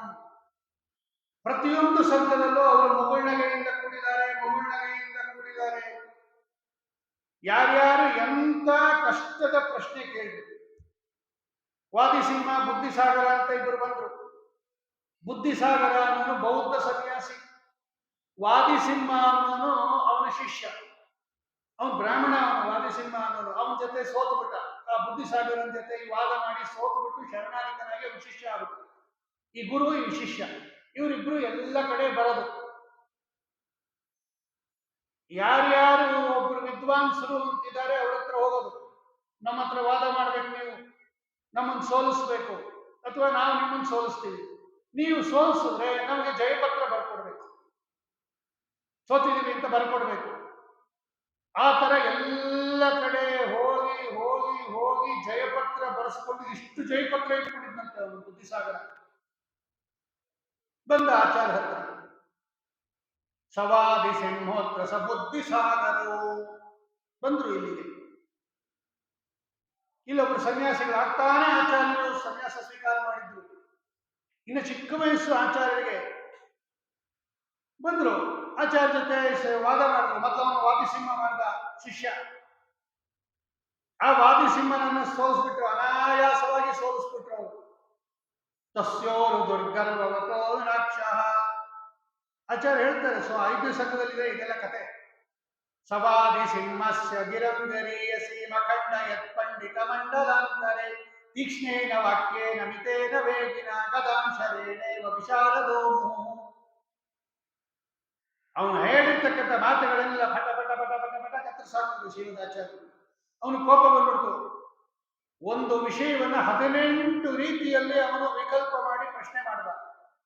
ಕ್ಷಣ ಮಾತ್ರದಲ್ಲಿ ಅಷ್ಟಕ್ಕೂ ಉತ್ತರ ಕೊಟ್ಬಿಟ್ಟು. ಆಮೇಲೆ ಬುದ್ಧಿಸಾಗರ ಬಂದ, ಅವನನ್ನು ಕೂಡ ಸೋಲಿಸ್ಬಿಟ್ರು. ಅವನಿಗೆ ನಾಚಿಕೆ ಆಗೋಯ್ತು. ಇವತ್ತು ಸಾಕು, ನಾಳೆ ಮುಂದುವರ್ಸೋಣ ಅಂದ್ಬಿಟ್ಟ ಅವನು. ಇವತ್ತಿಗೆ ಮುಗಿಸ್ಕೋಣ, ನಾಳೆ ಸ್ವಯೇವ ವಾದೋ ಸ್ತುತಿವಾದಿನೋ ಕಲಾ. ಗೊತ್ತಾಗೋಯ್ತು ಅವ್ರಿಗೆ ಇವ್ರನ್ನ ಗೆಲ್ಲಕ್ಕಾಗಲ್ಲ ಅಂತ. ಇವತ್ತು ಸಾಕು ವಾಕ್ಯ ಅಂತ, ನಾಳೆ ಮುಂದುವರ್ಸೋಣ. ಆಚಾರ್ಯ ಹೇಳಿದ್ರು, ಯಾಕಪ್ಪ ನಾಳೆ ಯಾಕಪ್ಪ, ನಾನು ಕೇಳಿರೋ ಪ್ರಶ್ನೆಗೆ ನಿಮಗೆ ಉತ್ತರ ಗೊತ್ತಿದ್ರು ಇವತ್ತೇ ಹೇಳ್ಬಿಡಿ ಅಂದ್ರು. ಇಲ್ಲ ಇಲ್ಲ ಇಲ್ಲ, ನಾಳೆ ಹೇಳ್ತೀವಿ ನಾವು. ಸರಿ ಅಂದ್ರು. ಅಲ್ಲಿರೋರಿಗೆಲ್ಲ ಗೊತ್ತಾಯ್ತು ಇವ್ರು ಸೋತೋಗಿದ್ದಾರೆ ಅಂತ. ಮಾನ್ಯ ದಿನ ತಿರುಗಿ ಸಭೆ ಶುರು ಆಯ್ತು. ಆಚಾರ್ಯ ಬಂದು ಕೂತಿದ್ದಾರೆ, ಬರಲೇ ಇಲ್ಲ ಅವರಿಬ್ರು, ವಾದಿಸಿಂಹ ಬುದ್ಧಿಸಾಗರ. ಅವ್ರು ಹೋಗಿ ನೋಡ್ಕೊಂಡ್ರಿ ಅಂತ ಹೇಳಿ ಅವ್ರು ಎಲ್ಲಿ ಇಳ್ಕೊಂಡಿದ್ರು ಅಲ್ಲಿ ಹೋದ್ರೆ ರಾತ್ರೋರಾತ್ರಿ ಓಡೋಗ್ಬಿಟ್ಟಿದ್ದಾರೆ ಅವರು. ಸನಿಶ್ಚಿಕಾಯಾತ ನಿಶಾಪಲಾಯನಾತನತೆ ಸುಮಧ್ವೈಜ. ರಾತ್ರೋರಾತ್ರಿನೇ ಗಂಟು ಗುಂಟೆ ಕಟ್ಕೊಂಡು ಓಡೋಗ್ಬಿಟ್ಟಿದ್ದಾರೆ ಅವರು. ಹೀಗೆ ಆಚಾರ್ಯರು ಒಬ್ಬೊಬ್ಬರನ್ನ ಸೋಲಿಸಿದಾಗ ನಗನಗುತ್ತ ಅಸಾವಸೋಯಂ ವಿನವ ಪ್ರಕಾರತೋ ವ್ಯಚೀಕೃಪತ್ಕಂಚಿತ ತರ್ಥ ಮುಚ್ಚಕೈ. ಆ ರೀತಿಯಲ್ಲಿ ಎಲ್ಲರೂ ಕೂಡ ಪ್ರಹಸನ್ ನಗನಗುತ್ತ ಖಂಡನೆ ಮಾಡಿದರಂತೆ. ಒಂದು ಸಲ ವಿಷ್ಣುಮಂಗಲ ದೇವಸ್ಥಾನದಲ್ಲಿ ಹೋಗಿರ್ತಕ್ಕಂಥ ಕಾಲದಲ್ಲಿ ಐತರೇಯ ಮತ ಕಿಂಚನ ಸೂಕ್ತಂ ಸೂಚಯನ್ ಸದಸಿ ತತ್ರ ಗರಿಷ್ಠ ಶ್ರೋತುಮಿಚ್ಛತಿ ಸಭಾ ಭಗವದ್ಭ್ಯಃ ಸೂಕ್ತಭಾವಮಿತಿ ತಾವದುವಾಚ. ವಿಷ್ಣು ಸಹಸ್ರನಾಮಕ್ಕೆ ಒಂದೊಂದು ಶಬ್ದಕ್ಕೂ 100 ಅರ್ಥ ಇದೆ ಅಂದ್ಬಿಟ್ರು ಆಚಾರ್ಯ. ಅದ್ಯಾರೋ ಎದ್ದು ನಿಂತ್ಕೊಂಡು ಕೇಳ್ಬಿಟ್ರು, ಸ್ವಾಮಿ ನೀವೆಲ್ಲ ಮಹಾಜ್ಞಾನಿಗಳು, ನಿಮ್ಗೆ ಗೊತ್ತೇ ಇರುತ್ತೆ, ಒಂದು 100 ಅರ್ಥ ಹೇಳ್ತೀರಾ ಅಂದ್ರು. ಹೇಳ್ತೀವಿ ಅಂದ್ರು ಆಚಾರ್ಯ. ಆದ್ರೆ ಒಂದು ಕಂಡೀಷನ್, ನಾನು ಹೇಳ್ದಂಗೆ ತಿರ್ಗಾ ನೀವು ವಾಪಸ್ ನಂಗೆ ಹೇಳ್ಬೇಕು ಅಂದ್ರು ಆಚಾರ್ಯ. ನಾನು ಹೇಳ್ತೀನಿ, ವಿಶ್ವಂ ಮೊದಲನೇ ಪದ, ಮೊದಲನೇ ನಾಮ ಅದು. ವಿಶ್ವಂ ವಿಷ್ಣುರ್ ವಶತ್ಕಾರೋ ಭೂತ ಭವ್ಯ ಭಗತ್ ಪ್ರಭು. ವಿಶ್ವಂ 100 ಅರ್ಥ ನಾನು ಹೇಳ್ತೀನಿ. ವಿಶ್ವಂ ಅಂದ್ರೆ ಒಂದು 100 ಅರ್ಥ ಇದೆ. 100 ಅರ್ಥ ಹೇಳ್ತೀನಿ. ನಾನು ಹೆಂಗ್ ಹೇಳ್ತೀನೋ ಹಂಗೆ ವಾಪಸ್ ನೀವು ನಂಗೆ ಹೇಳ್ಬೇಕು ಅಂದ್ರು. ಆಯ್ತು ಅಂದ್ರು ಇರಲ್ಲ. ಮೊದಲು ನೀವ್ ಹೇಳಿದ್ರೆ ತಾನೆ ನಾವು ಹೇಳೋದು, ನೀವೇ ಹೇಳಕ್ಕಾಗಲ್ಲ, ನಾವೇನು ಹೇಳೋದು? ಹ್ಞೂ ಅಂದ್ಬಿಟ್ರು. ಪಾಡಂ. ಸರಿ, ಆಚಾರ್ಯ ಹೇಳ್ಬಿಟ್ರು, ಪ್ರತ್ಯಯ ಪ್ರಕೃತಿ ಸಂಗಮ ಭಂಗೀಂ ಶಬ್ದಶಾಸ್ತ್ರ ವೇದಾಂತತಿ ದರ್ಶ ಶುದ್ಧದಿ ಶ್ರುತಿ ಶರಶ್ಯತ ಸಿದ್ಧಾನಭ್ಯದಾತ್ ಸಪದಿ ವಿಶ್ವ ಪದಾರ್ಥ. ಅದು ತೋರಿಸ್ಬೇಕು, ಆ ಶಬ್ದ ಹೆಂಗ್ ಬಂದಿದೆ, ವಿಶ್ವಂ ಅನ್ನೋ ಶಬ್ದ ಹೆಂಗೆ ಫಾರಂ ಆಗುತ್ತೆ ಅಂತ ತೋರಿಸ್ಬೇಕು. ಮೊದಲು ಮೂಲ ಧಾತು ಯಾವುದು, ಅದಕ್ಕೆ ಯಾವ ಪ್ರತ್ಯಯ ಸಿಗತ್ತೆ, ಆಖ್ಯಾತ ಪ್ರತ್ಯಯ ಅಂದ್ರೇನು, ವಿಕರಣ ಪ್ರತ್ಯಯ ಅಂದ್ರೇನು, ವಿಶ್ವಂ ಅನ್ನೋ ಪದ ಹೆಂಗೆ ತಯಾರಾಗತ್ತೆ, ಅದು ರೆಡಿಮೇಡ್ ಪದ ಅಲ್ಲ, ಅದು ಸೇರಿ ಆಗಿರೋದದು. ಮೊದಲು ಅದು ಹೆಂಗ್ ಬರುತ್ತೆ ಅಂತ ವ್ಯುತ್ಪತ್ತಿ ತೋರಿಸ್ಬೇಕು ವ್ಯಾಕರಣ ಶಾಸ್ತ್ರದಿಂದ. ವಿಶ್ವಂ ಅಂತ ತೋರಿಸಿದ್ರು ಆಚಾರ್ಯರು. ಆಮೇಲೆ ಅದಕ್ಕೆ ಅರ್ಥ ಹೇಳಿದ್ರು. ಆ ಅರ್ಥ ನಾವು ಬಾಯಲ್ಲಿ ಹೇಳೋದಲ್ಲ, ಅದು ಉಪನಿಷತ್ತಿನಲ್ಲಿ ಇರಬೇಕದು. ವಿಶ್ವಂ, ಈ ಜಗತ್ತನ್ನು ಸತ್ಯವಾದ ವಿಶ್ವವನ್ನು ಸೃಷ್ಟಿ ಮಾಡ್ತಾನೆ, ಆದ್ದರಿಂದ ಭಗವಂತನಿಗೆ ವಿಶ್ವಂ ಅಂತ ಹೆಸರು. ಈ ಜಗತ್ತನ್ನು ಸೃಷ್ಟಿ ಮಾಡಿ ವಿಶ್ ಪ್ರವೇಶನೆ ಅಂತ ಧಾತು, ಅದರೊಳಗೆ ಪ್ರವೇಶ ಮಾಡಿದ್ದಾನೆ, ಆದ್ದರಿಂದ ಭಗವಂತನಿಗೆ ವಿಶ್ವ ಅಂತ ಹೆಸರು. ವಿಶ್ವ ಅಂತ ವಾಯುವಿಗೆ ದೇವರಿಗೆ ಹೆಸರು. ಅಂತ ವಾಯುದೇವರನ್ನ ನಿಯಮನ ಮಾಡೋದ್ರಿಂದ ಭಗವಂತನಿಗೆ ವಿಶ್ವ ಅಂತ ಹೆಸರು. ವಿ ಅಂದ್ರೆ ಗರುಡ ದೇವರು, ಅವರ ಮೇಲೆ ಕೂತ್ಕೊಂಡು ಸಂಚಾರ ಮಾಡ್ತಾನೆ ಭಗವಂತ, ಅದರಿಂದ ವಿನಾಶ್ವಯತೆ ವಿಶ್ವ, ಗರುಡನ ಮೇಲೆ ಸಂಚಾರ ಮಾಡೋದ್ರಿಂದ ಭಗವಂತನಿಗೆ ವಿಶ್ವ ಅಂತ ಹೆಸರು. ಅವರು ಛಲಾರಿ ವ್ಯಾಖ್ಯಾನದಲ್ಲಿ ಕೊಟ್ಟಿದ್ದಾರೆ ಅದೆಲ್ಲ ವ್ಯಾಖ್ಯಾನ. ಹೀಗೆ ಹೇಳ್ತಾ ಹೇಳ್ತಾ ಹೇಳ್ತಾ ಹೊರಟರು. 10 ಆಯ್ತು, 20 ಆಯ್ತು, 30 ಆಯ್ತು, 40 ಆಯ್ತು. ಆ ಕೂತ್ಕೊಂಡವರೆಲ್ಲ ಜ್ಞಾಪಕ ಇಟ್ಕೊತಾ ಇದ್ದಾರೆ, ಈ ಅರ್ಥ ಈ ಅರ್ಥ ಈ ಅರ್ಥ ಈ ಅರ್ಥ ಅಂತ. ಒಂದು 46 ಮೇಲೆ ಹಿಂದಿಂದೆಲ್ಲ ಮರೀತಾ ಬಂದ್ಬಿಡ್ತೇವೆ. ಈ ಮುಂದಿನ ಜ್ಞಾಪಕ ಮಟ್ಟ ಮೊದಲನೇದು ಏನ್ ಹೇಳಿದ್ರು ಅದು ಮರ್ತೋಯ್ತು. ಇದು 100 ಹೇಳ್ಬೇಕಿದ್ರು ವಾಪಸ್ಸು ಕೈ ಮುಗಿದ್ಬಿಟ್ರು ಅವರು. ತಪ್ಪಾಗೋಯ್ತು. ದೇವತಾ ಸ್ವಸುಲಭ ಪ್ರತಿಭಾತೆ ಮಾನುಷೇಷು ಚ ಫಲೇಷು ಕಥಾಕ ಶಾಮ್ಯ ಸೌಮ್ಯ ಸಕಲಜ್ಞ ನಮಸ್ತೆ ಬ್ರಹ್ಮಕಲನೇಮು. ದೇವತಾ ಗುರುಗಳಾಗಿರ್ತಕ್ಕಂಥ ಬೃಹಸ್ಪತ್ಯಾಚಾರ್ಯರಿಗೆ ಸಾಧ್ಯ ಇಲ್ಲ. ಇನ್ನು ನಾವು ಚಪಲಚಿತ್ತರಾಗಿರ್ತಕ್ಕಂಥ ಮನುಷ್ಯರು ಏನ್ ಹೇಳ್ತೀವಿ, ಸ್ವಾಮಿ ನಿಮ್ಮನ್ನ ಪರೀಕ್ಷೆ ಮಾಡಬೇಕು ಅಂತ ನಾವು ಕೇಳ್ಬಿಟ್ಟವಲ್ಲ, ದಯವಿಟ್ಟು ನಮ್ಮನ್ನ ಕ್ಷಮಾ ಮಾಡಿ ಕ್ಷಮ್ಯತಾಂ ಅಂತ ಹೇಳಿ ನಮಸ್ಕಾರ ಮಾಡಿದ್ರು ಅಂತ ಸಮುದ್ರದಲ್ಲಿ ನಗನಗುತ್ತಾ ಉತ್ತರ ಕೊಟ್ಟಂತೆ ಶ್ರೀಮದಾಚಾರ್ಯರು. 10ನೇ ಸರ್ಗದಲ್ಲಿ ಗಂಗಾ ನದಿಯನ್ನು ದಾಟುವ ಸಂದರ್ಭದಲ್ಲಿ 1,000 ಜನ ಕ್ರೂರ ತುರುಷ್ಕ ಭಟರು ಸುತ್ತಲೂ ನಿಂತ್ಕೊಂಡಿದ್ದಾರೆ. ನಗನಗತಾ ಇದ್ರಂತೆ ಆಚಾರ್ಯ. ಕ್ರೂರ ಕಿಂಕರ ಸಹಸ್ರತಯೇನ ಸಿಂಹರಾಡಿವ ಶೃಗಾಲ ಸಮೂಹೆ. ನಗನಗತಾ ಇದ್ರಂತೆ ಆಚಾರ್ಯ. 1,000 ಜನ ಪುರುಷ್ಕ ಭಟರು ದೊಡ್ಡ ದೊಡ್ಡ ಆಯುಧಗಳನ್ನ ಇಟ್ಕೊಂಡು ಸುತ್ತಲೂ ನಿಂತಿದ್ದಾಗ ನಗನಗತಾ ಇದ್ರಂತೆ ಶ್ರೀಮದಾಚಾರ್ಯ. ಅವರಿದ್ದಿದ್ದು ಹೆಂಗೆ? ಸುಸ್ಮಿತೆಂದು ಮರವಿಂದಲೋಚನ ಸ್ವರ್ಣವರ್ಣ ಅತಿ ಭದ್ರ ಭಾಷಣ ವೀತಭೂಷಮಪಿ ವಿಶ್ವಭೂಷಣ ತಂಬಿದೃಕ್ಷುರಲಮಾಪತಜ್ಜನ ವಿದ್ಯೋರುದ್ಯುತಿ ಧೀರ ತಾರಕ ತಿರಸ್ಕರೇ ಪತಂಗಾಯಿತೋ ದುರ್ವಾದೀಪ ಕುತರ್ಕ ಕುಂಭದನೆ ಸಿಂಹ ಪ್ರಬಲಾಯಿತ ಲೋಲಾಲೋಕಕ ಲೋಚನ ದುರ್ಗುಜಿ ಕೈಲಾಬ್ಜರಾಯೇಳಿತ. ಸುಭದ್ರಜಿಕಾರು ದಾಖಲೆ ಮಾಡ್ತಾರೆ ಇದನ್ನು. ಲೋಲಾಲೋಚನ ಲೋಕ ದೃಕ್ಕುಮುದಿನಿ ಸಂಲಾದನೆ ಅಬ್ಜಾಯಿತ ಸಂಸನ್ಮಂಡಲ ಮಂಡನಾಯಿತ ಬಹು ಸ್ವಾನಂದ ತೀರ್ಥವು ಬಹು. ಮುಂದೆ ಪರೀಕ್ಷೆ ಮಾಡಕ್ ಬಂದಾಗ ಆ ಜಟ್ಟಿ ಮೂಗಿನ ತುದಿಲಿ ಹೊಡೆದಿದ್ದಾನೆ ಅವನು, ಪೈಲ್ವಾನ್ ಅವನು. ಆಚಾರ್ಯರ ಮೂಗು ಅತ್ಯಂತ ಕೆಂಡಸಂಪಿಗೆ ಹೂವಿದ್ದಂಗೆ ಕೋಮಲವಾದ ಮೂಗದು, 32 ಸಲಕ್ಷಣ ಭರಿತ ಮೂಗದು. ಅಂತ ಮೂಗಿನ ಮೇಲೆ ಮುಷ್ಟಿಯಿಂದ ಹೊಡೆದಿದ್ದಾನೆ. ಆಗಲೂ ನಗನಗ್ತಾ ಇದ್ರಂತೆ ಶ್ರೀಮದಾಚಾರ್ಯ. ಮೂಗು ಎಷ್ಟು ಬೇಗ ಅದು ನಮಗೆ ತೊಂದರೆ ಕೊಟ್ಬಿಡುತ್ತೆ ಅಂದ್ರೆ, ಮೂಗೇನಾದ್ರೂ ಏಟು ಬಿದ್ದರೆ ಕಣ್ಣಲ್ಲೆಲ್ಲ ನೀರು ಬಂದ್ಬಿಡುತ್ತೆ. ಅಂತಹ ನಾಸಾಗ್ರೇ ಮೃದುತ ತರಣೀನಿ ಸುಮಧ್ವಜ ದಾಖಲು ಮಾಡಿಕೊಡೋದು. ಯಾವ ಸಂದರ್ಭದಲ್ಲೂ ಆಚಾರ್ಯರ ಮುಗುಳ್ನಗೆ ಹೋಗೇ ಇಲ್ಲ. ಉದ್ಯನ್ಮಂದಸ್ಮಿತ ಶ್ರೀ ಮೃದು ಮಧು ಮಧುರಾಲಾಪ ಪೀಯೂಷಧಾರ ಪುರಾಸೆ ಕೋಪಶಾಂತ ಸುಖ ಸುಜನ ಮನೋಲೋಚನಾ ಪೀಯಮಾನಂ ಸಂದ್ರಕ್ಷ್ಯೇ ಸುಂದರಂ ಸಂದುಹರಿಹಮಾನಂದಮಾನಂದ ತೀರ್ಥ ಶ್ರೀಮದ್ಭಕ್ತೇಂದ್ರುಬಿಂಬಂ ಇಂದುಬಿಂಬಂ. ಚಂದ್ರನ ಬಿಂಬದಂತೆ ಇರ್ತಕ್ಕಂತಹ ನಿಮ್ಮ ಮುಖಕಲವನ್ನ ದುರಿತ ನನುದಿತಂ, ಯಾವಾಗಲೂ ದುರಿತವನ್ನ ಉದಿತಂ ನಾಶ ಮಾಡತಕ್ಕಂತಹ ಒಳ್ಳೆ ಉತ್ಕೃಷ್ಟವಾಗಿರ್ತಕ್ಕಂತಹ ಆ ನಿಮ್ಮ ಮುಖವನ್ನ ಕದಾನು ಯಾವಾಗ ನಾನು ನೋಡ್ತೀನಿ ಎಂಬುದಾಗಿ ಪುರಾಸೆ ಕೋಪಶಾಂತ ಸುಖ ಸುಜನ ಮನೋಲೋಚನ ಪೀಯಮಾನಂ. ಮನಸ್ಸಿಗೂ ಆನಂದ, ಮುಖಕ್ಕೂ ಆನಂದ, ಕಣ್ಣಿಗೂ ಆನಂದ. ಅತ್ಯಂತ ಕೋಮಲವಾಗಿರ್ತಕ್ಕಂತಹ ಮಂದಹಾಸದಿಂದ ಕೂಡಿರ್ತಕ್ಕಂತಹ, ಅದು ಏನು ಜೇನಿನಂತೆ ಸಿಹಿಯಾಗಿರ್ತಕ್ಕಂಥ ಮಧುಮಧುರಾಲಾಪ ಪೀಯೂಷಧಾರ, ಜೇನುತುಪ್ಪದಂತೆ ಸಿಹಿಯಾಗಿರ್ತಕ್ಕಂತಹ ವಚನ ಆಚಾರ್ಯರು ಮಾತಾಡಿದ್ರು ಅಂದ್ರೆ ಸಾಕು, ಕೇಳುತ್ತಾನೇ ಇರಬೇಕು ಅಂತ ಕೇಳ್ತಾ ಇದ್ರಂತೆ ಅವರು. ಸಮಯ ಹೋಗಿದ್ದೇ ಗೊತ್ತಾಗ್ತಾ ಇದ್ದಂತೆ. ಆಚಾರ್ಯರು ಪ್ರವಚನ ಮಾಡ್ತಾ ಇದ್ದಾಗ ಅವರು ದಡ್ಡರಾಗಿರ್ಲಿ, ಪಾಮರರಾಗಿರ್ಲಿ, ಪಂಡಿತರಾಗಿರ್ಲಿ ಎಲ್ಲರಿಗೂ ಸಂತೋಷ ಕೊಡೋದಂತೆ.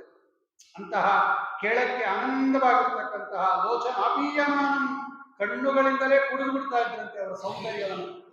ಶ್ರೀಮದ್ ಆಚಾರ್ಯರ ದ್ವಾತ್ರಿಂಶ ಲಕ್ಷಣ ದೇಹ ಅಷ್ಟು ನೋಡ್ತಾ ನೋಡ್ತಾ ನೋಡ್ತಾ ಅವರ ಸೌಂದರ್ಯವನ್ನು ಕಣ್ಣಿಂದನೇ ಕುಡಿತಾ ಇರ್ತಕ್ಕಂತಹ, ಸಕಲ ದುರಿತಗಳನ್ನು ಪರಿಹಾರ ಮಾಡತಕ್ಕಂತಹ ಇಂತಹ ಸುಂದರ ಕಾಂತಿಯಿಂದ ಕೂಡಿರ್ತಕ್ಕಂತಹ ನಿಮ್ಮ ಮುಖ ಎಂಬತಕ್ಕಂತಹ ಶ್ರೀಮದ್ ವಕ್ತೇಂದ್ರು ಬಿಂಬಂ, ಕಾಂತಿಯಿಂದ ಕೂಡಿರ್ತಕ್ಕಂತಹ ನಿಮ್ಮ ಮುಖ ಕಮಲವನ್ನ ಕದಾನೂ ನಾನು ಯಾವಾಗ ನೋಡ್ಲಿ, ನನಗೆ ನಿಮ್ಮ ಮುಖವನ್ನು ನೋಡಬೇಕು ಅಂತ ಆಸೆ. ಎಂದು ಕಾಂಬೇನೋ ಅಂತ ದಾಸರಾಯರು ಹೇಗೆ ಭಗವಂತನನ್ನ ಕೇಳ್ತಾರೋ ಹಂಗೆ ಎಂದು ಕಾಂಬೇನೋ ಅಂತ ಆ ಮುದ್ದು ಮುಖವನ್ನ, ಶ್ರೀಮದ್ ಆಚಾರ್ಯರ ಆ ಸುಂದರವಾದ ಮುಖವನ್ನ ನಾನು ಯಾವತ್ತೂ ನೋಡ್ತೀನಿ ಅಂತ ಸಂತೋಷ ಪಡ್ತಾ ಇದ್ದಾರೆ ಅಂತ ಹೇಳಿ ಇವತ್ತಿನ ಪ್ರವಚನವನ್ನು ಭಗವಂತನ ಪಾದಾರವಿಂದಗಳಲ್ಲಿ ಸಮರ್ಪಣೆ ಮಾಡೋಣ. ಶ್ರೀಕೃಷ್ಣ ಅರ್ಪಣಮಸ್ತು, ಶ್ರೀಮಧ್ವೇಶ ಅರ್ಪಣಮಸ್ತು. ಜಯತಿ ಹರಿರಂಜ ಸರ್ವದೇವೈಕವಂಜ ಪರಮ ಗುರುರಭೀಷ್ಟಾವಸ್ಥಿತ ಸಜ್ಜನಾನಾಂ ನಿಖಿಲಂ ಗುಣಗಣಾರ್ಣೋ ನಿತ್ಯ ನಿರ್ಮುಕ್ತ ದೋಷಃ ಸರಸಿಜನಯನೋಸೋ ಶ್ರೀಪತಿರ್ಮಾನದೋ ನಃ. ವಸ್ತುತಸ್ತು ನಾಳೆ ಮುಕ್ತಾಯ ಆಗಬೇಕಾಗಿತ್ತು ಮೊದಲಿನ ಕಾರ್ಯಕ್ರಮದ ಪ್ರಕಾರ. ಇನ್ನೂ ಒಂದು 7-8 ಶ್ಲೋಕ ಇರೋದ್ರಿಂದ ಮಧ್ವನವಮಿ ದಿವಸ ರಾತ್ರಿ ಸಾಯಂಕಾಲ, ಬೆಳಗ್ಗೆ ಎಲ್ಲ ಕಾರ್ಯಕ್ರಮ ಆಗುತ್ತೆ ಮಧ್ವನವಮಿ. ಅವತ್ತು ಸಂಜೆ ಈ ಉಳಿದಿರ್ತಕ್ಕಂತಹ ಶ್ಲೋಕವನ್ನು, ಇನ್ನು ನಾಳೆ ಮತ್ತು ನಾಡದ್ದು 2 ದಿವಸ ಪ್ರವಚನ ಇರುತ್ತೆ. ನಾಳೆ ಬದಲಾಗಿ ನಾಡದ್ದು ಮಧ್ವನವಮಿ ದಿವಸ ಸಾಯಂಕಾಲ ಈ ವಾಯುಸ್ತುತಿ ಪ್ರವಚನವನ್ನು ಭಗವಂತನ ಪಾದಾರವಿಂದಗಳಲ್ಲಿ ಸಮರ್ಪಣೆ ಮಾಡೋಣ. ಶ್ರೀಕೃಷ್ಣ ಅರ್ಪಣಮಸ್ತು.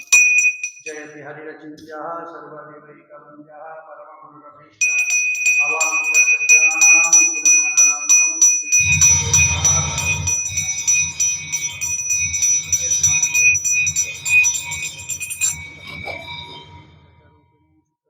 ರೂಪಿಣಿ ಅವಿಕಾರಣೆ ಸ್ಫುಟಮನಂತರೂಪಿಣಿ ಸುಖಚಿತ್ ಸಮಸ್ತ ತನ್ವೇ